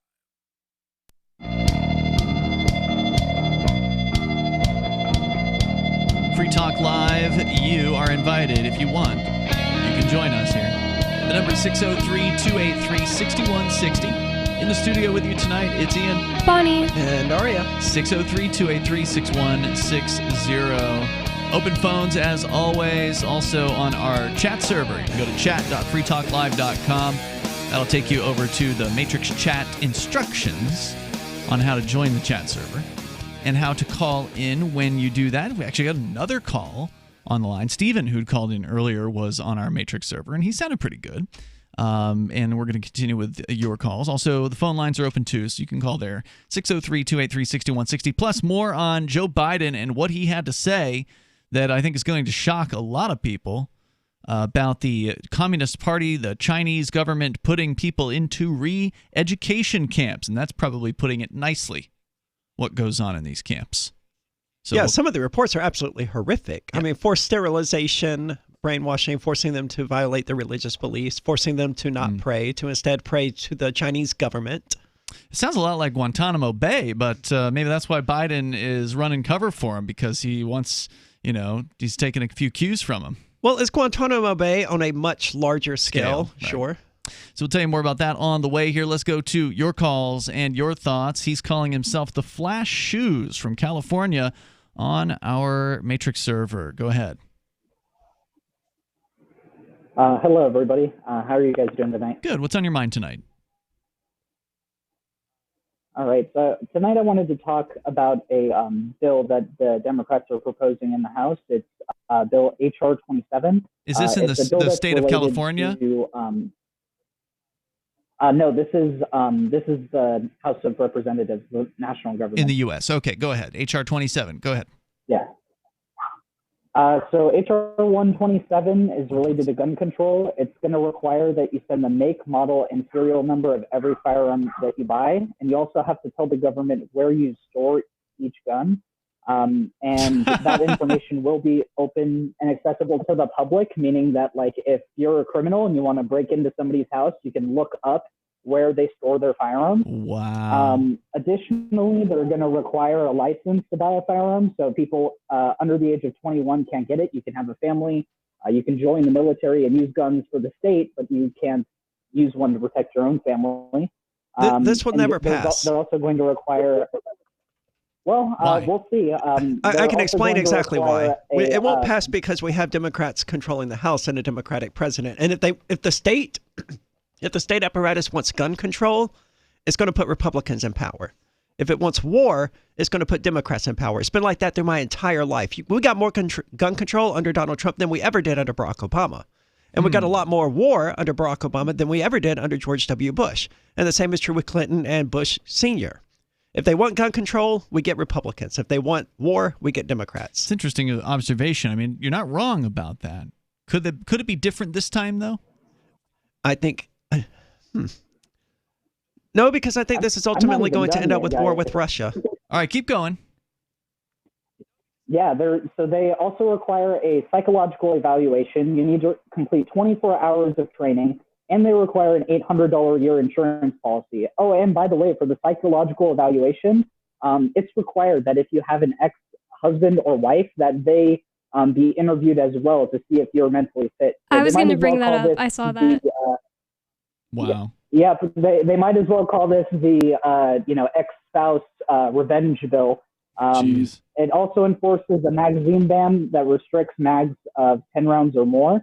So it's just going to make it impossible for normal people to own firearms. Luckily, I plan on moving to New Hampshire soon, and New Hampshire actually has a resolution that that's going directly against this. It's you could look it up, CACR 8. It would essentially nullify all federal mandates on gun control that New Hampshire deems to be unconstitutional. So, I don't plan on following any of this crap, especially when I live there. Yeah, CACR 8. I think most people just won't follow it too. Like, who's gonna actually go tell the government where their guns are? Okay, just so you know, in New Hampshire, and I just wanted to make sure I wasn't just going off memory and I remembered correctly, but CACR is the beginning of a constitutional amendment. So whenever you hear a CACR in New Hampshire, what it is the state representatives or maybe the senators that are sponsoring a thing that if it passes the legislature, then actually goes on the ballot, and the people of New Hampshire then have to vote for it. I think 60%, or maybe it's 66%. I don't recall, but it has to be like a supermajority. I like that the legislature can't amend the Constitution. Yeah, I don't know what it would take for the legislature to do it by themselves. There may be a method for that. I'm not intimately enough familiar with the New Hampshire Constitution and how that works, but from the time I've been here, it's always been it goes on the ballot. And so this one is relating to firearms, providing the legislature make no law restricting the right to own, carry, or use firearms or firearm accessories. It only has one sponsor. Now, I don't know if that is a bad thing, that whether that means that other state reps weren't willing to sign on to it or whatever, but nonetheless, it seems like a good proposal here. They're talking about amending the Constitution to say the legislature shall enact no law that limits the rights of a person to own, carry, or use firearms or firearm accessories in any manner that would create a greater burden than in federal law. Any federal law that infringes upon rights guaranteed in this New Hampshire Constitution shall be unenforceable by New Hampshire law enforcement. I don't know if that's the best wording, if it's saying that... It's saying they'll let feds come in and enforce the federal law, at the very least. Yes, and it's saying that it can't enact a law that goes further than federal law. So, I mean, that's not really something to get too excited about, I don't think. But, I can appreciate at least the idea that the government of New Hampshire won't be assisting the feds in enforcing. So that's good. But, hey, what's your plan to make the move up here? So we plan on moving in June once we get all of our stuff gathered, and we actually have a good amount saved up currently. If we moved there right now, we could easily buy a house at this point even. Nice. So we're just very excited to live there and to finally be free. Are you coming to Fork Fest? Because a lot of those restrictions that I mentioned. That's already the case in California. You can't get magazines with rounds over 10, and it's just getting worse. I think that there's going to be something that's going to be passed in the California House where you have to literally register all of your mags, which is just ridiculous. That is insane. I have no idea how they even plan on enforcing that. Now, have you come out to New Hampshire to visit yet? Yeah, I've met you guys before. Okay, I thought the voice sounded I visited Keene a couple of times. Yep, okay. I thought the voice sounded familiar. Yeah. Very good. Hey, thanks for the heads up on that, and good luck getting out of California. I hope you guys can make it out and they don't lock the borders down before you try to leave to keep you there. Thank you for the call tonight. I appreciate it. The number here is 603-283-6160. Now, his mic was a little muffled sounding, but if you got a good mic, you're going to sound, and I still think it was probably better than most phone calls as far as quality is concerned. He called in through the Matrix server. So try that out over at chat.freetalklive.com, and you can also interact with other Free Talk Live listeners there at your leisure. Let's talk to David in New Mexico. You're on Free Talk Live. Hello, David. But you said it right. More on Joe Biden. And in case you haven't figured it out yet, their ultimate goal is to be able to abort you at will, any one of you, anytime they want to, for whatever reason they want to. That's what their ultimate goal is. And so the farther you let them go towards it, the closer you are to being aborted. So, but the land, so Ian, so you win. So now tell us how you're going to implement the land plan and how it's going to begin and how we're going to do it. And then I'll have a question. What did I win? We're going to do it your way. So we're going to now administer Ian's land plan for the United States of America and anywhere else that he can put it into effect. So what do we do with our land now here?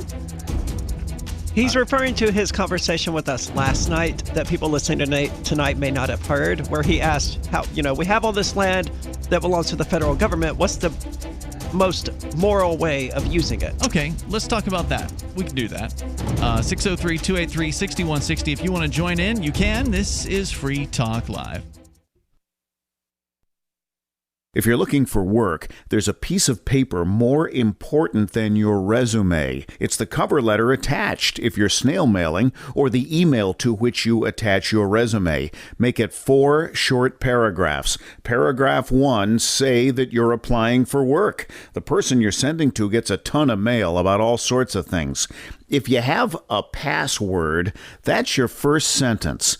Tom Nelson tells me you and I should meet. Paragraph 2, what you do and how that relates to the opening. Be as specific as possible. Paragraph 3, why you want this particular job. I'm originally from Boston, so I know the market well. I have family and friends in the area, so this would be a homecoming for me. Paragraph 4, unless the job posting stipulates no calls, and I will call you to follow up. Thank you in advance for your time. From survivalspeech.com, I'm Holland Cook.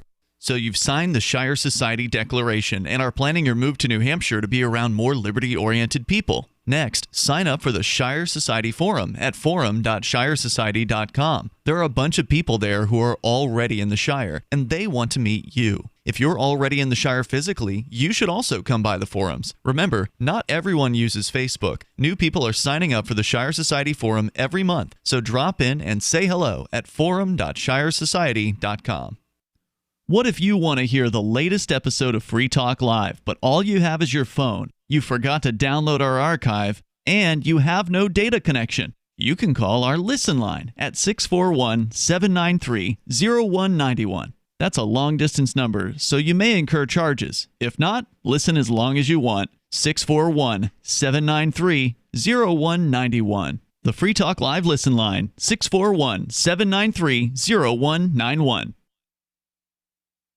Free Talk Live. I'm sure I can speak for many of thousands. I don't fear illegals. I don't want them here and their filth that they bring with and the disease that they bring with. All the people who work in the stores and the markets and the restaurants are overwhelmingly Hispanic, and they seem very clean and be doing a fine job here, and I've never heard anything about problems with disease. For you to defend the illegal immigrants, and I'm not sure, as I said earlier, which host at what time is very condescending. Madam, I will defend anybody that is peaceful and looking for a better life for themselves. We already pointed out. I don't defend them. I wish that people like you. You say that Mexicans are filthy and you call me condescending, lady?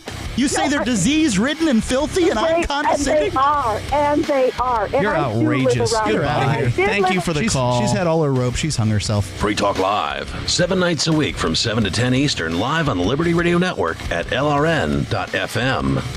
Tired of cancel culture? Sick of mega tech corporations holding an axe over your head? Join the LRN.FM Matrix chat server. It's self-hosted, so no one else can tell us what to do or say. Don't like the existing channels? You can make your own. You can even connect into some of our channels from other Matrix servers. It's federated. For the full LRN.FM Matrix experience, though, you should join our server via the step-by-step instructions at chat.lrn.fm. Chat.lrn.fm. The new 4th edition of Healing Our World, The Compassion of Libertarianism will take your understanding of liberty to a deeper level and has over 1,300 updated references, new cartoons, and a foreword by Dr. Ron Paul. With discounts for multiple book purchases, the 4th edition of Healing Our World is a great gift for the liberals, pragmatists, environmentalists, and Christians in your life who think libertarianism is cold-hearted. Get yours today at healing.freetalklive.com and use promo code FTL for a $5 discount. Got Telegram? You can follow our channel there and discuss show prep with other listeners at telegram.freetalklive.com.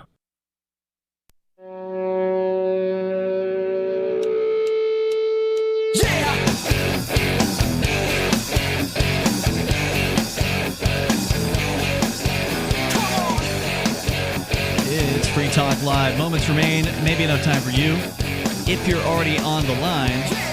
If you're not, well, we'll have time for you tomorrow. You'll have to call in then because our phones are actually loaded up right now. With you in the studio tonight, it's Ian, Bonnie, and Aria. We're going to go back to your phone calls and thoughts coming up here, and also want to remind you about our social media site. We've talked a lot about our chat server tonight. You also need to know about social.freetalklive.com. It is a place where you can go, and it's a lot like Twitter, which Twitter sucks because it's essentially a controlled platform by a mega big tech corporation. Ours is running on what's called Mastodon, which is an open source, polycentric, self-hosted piece of software that's federated, so it connects to other Mastodon servers, of which there are thousands on the internet. So this basically can't be taken down by some sort of, big tech admin. So you can basically say whatever you want to say over on our website, which is social.freetalklive.com. Check it out. I like it. It's an awesome piece of software. I'm impressed. I want to get a lot of people there who aren't necessarily libertarians for some actual free speech to actually grow and take hold. Absolutely. Yeah, you do not have to be a libertarian to join social.freetalklive.com. You just have to be somebody looking for some more freedom as far as how to express yourself. That's social.freetalklive.com. And one of the coolest things about it is that there are different apps. Because it's open source, anybody who's got the programming chops that wants to make an app for this, they can just make an app for it. You don't have to ask anyone's permission. I use one called Tusky. I use Tusky as well. Some people say Tusky is like pro-censorship on some sites or whatever. I don't know if that's true. It's got some... Well, they can't censor my content at social.freetalklive.com, so what do I care? They could try to make it so like their app doesn't connect to that site or something like that. But then I would just find a new app. Yeah, that's the neat thing about it is there's literally dozens of apps out there across different platforms. So if there's one app that isn't, doesn't have the feel that you like, doesn't have the look that you like, try a different one. Try a different one until you find one that you like. We tried 4 different apps here on just the Windows computer here in the studio. I've got one on my Linux computer, which is great. So check it out, social.freetalklive.com. Let's go to your calls and thoughts. He is anarcho-republican. Oh wait, no, sorry, anarcho-republican. We had David on. I've got to play fair. I got to bring David back. I forgot there. So David, you wanted to talk about land. You wanted to talk about divvying up the government property. Is that right? The federal government land.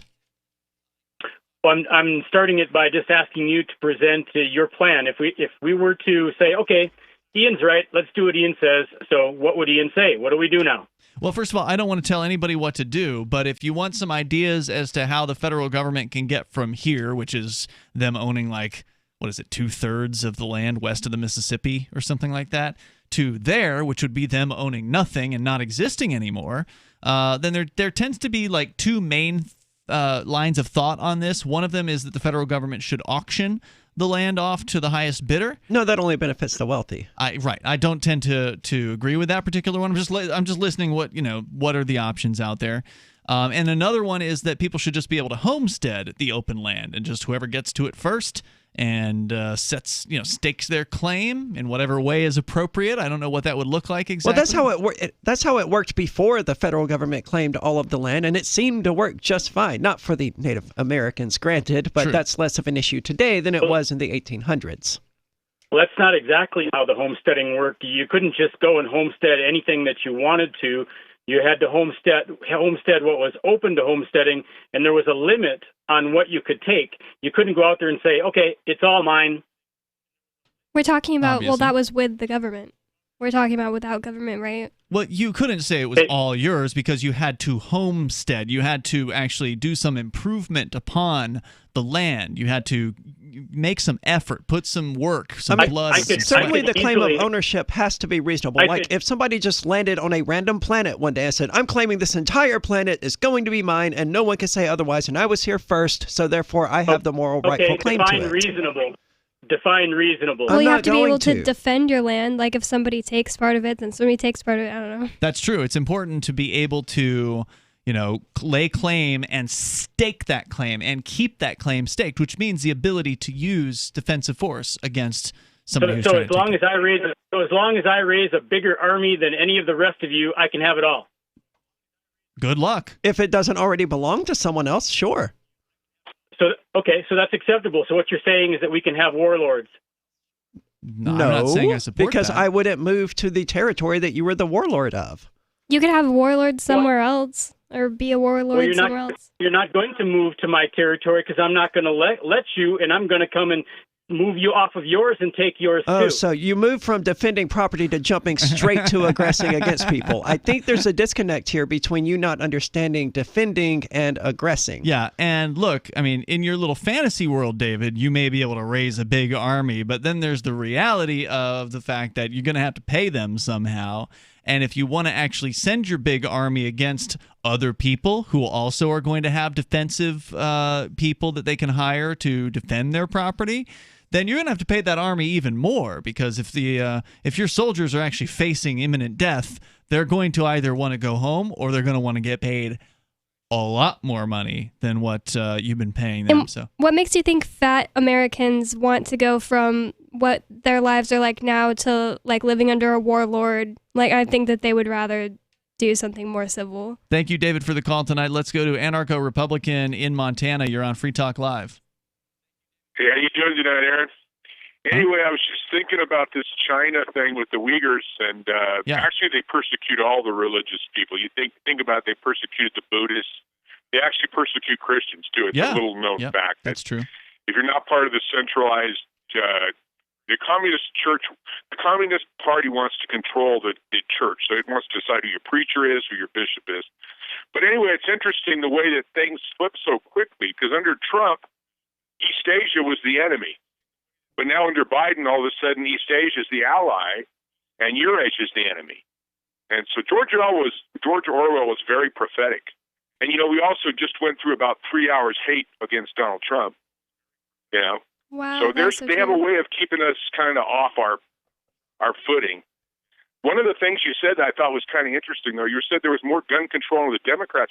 How far back are you going? Because we got a lot of gun control under Bill Clinton, and we got a lot of war under George W. Bush. We got a lot of war under George W. Bush, yes, but it escalated exponentially under Barack Obama. As far as gun control under Bill Clinton, dude, I don't have any idea. I was too busy playing outside and playing video games and stuff then. We had an 8-year semi-automatic weapons ban that he put in. We also had stuff like Bosnia and Kuwait and stuff like that, though, so... Yeah. Well, I just wondered what you meant by that. It was an interesting comment, but I think maybe sometimes what happens is it depends on how much power they have in Congress, too. And right now, he's pretty powerful. We'll anyway, see. Guys, have a good evening. Thanks, Anarcho-Republican. I appreciate it, man. 603-283-6160. Since he brought us back to it here, let me just give you the remainder of Biden's comments, at least as highlighted by the New York Post from his commentary at a CNN town hall last night, saying that he is, quote, not going to speak out against, unquote, the Chinese Communist Party's belligerent actions in Hong Kong against the Uyghurs or in Taiwan. I don't know why I keep saying Taiwan. Quote, I point out to him, no American president can be sustained as a president if he doesn't reflect the values of the United States, said Biden. And he said further, quote, and so the idea that I'm not going to speak out against what he's doing in Hong Kong, what he's doing with the Uyghurs in Western mountains of China and Taiwan, trying to end the one China policy by making it forceful, Z gets it. Can you repeat all of that for me, please? It's hard to really make heads or tails sometimes of what he's trying to say. It sounded like what he was saying is that he's not going to speak out against He understands having to wipe out anyone who doesn't stand behind you. That's what it sounds like. He understands, the American president has to be at the forefront. He has to have the people backing him, and if they're not, then they have to be put to death and put in camps. He said further, quote, culturally, there are different norms that each country and their leaders are expected to follow. He continued. Now, as the post here at the New York Post points out, the norms in China, as shown in a recent BBC News expose, include systemic torture and rape occurring in the Uyghur concentration camps. Following the release, because there's always good things that happen in concentration camps. Following the release of the BBC report, China banned the news outlet in its territory.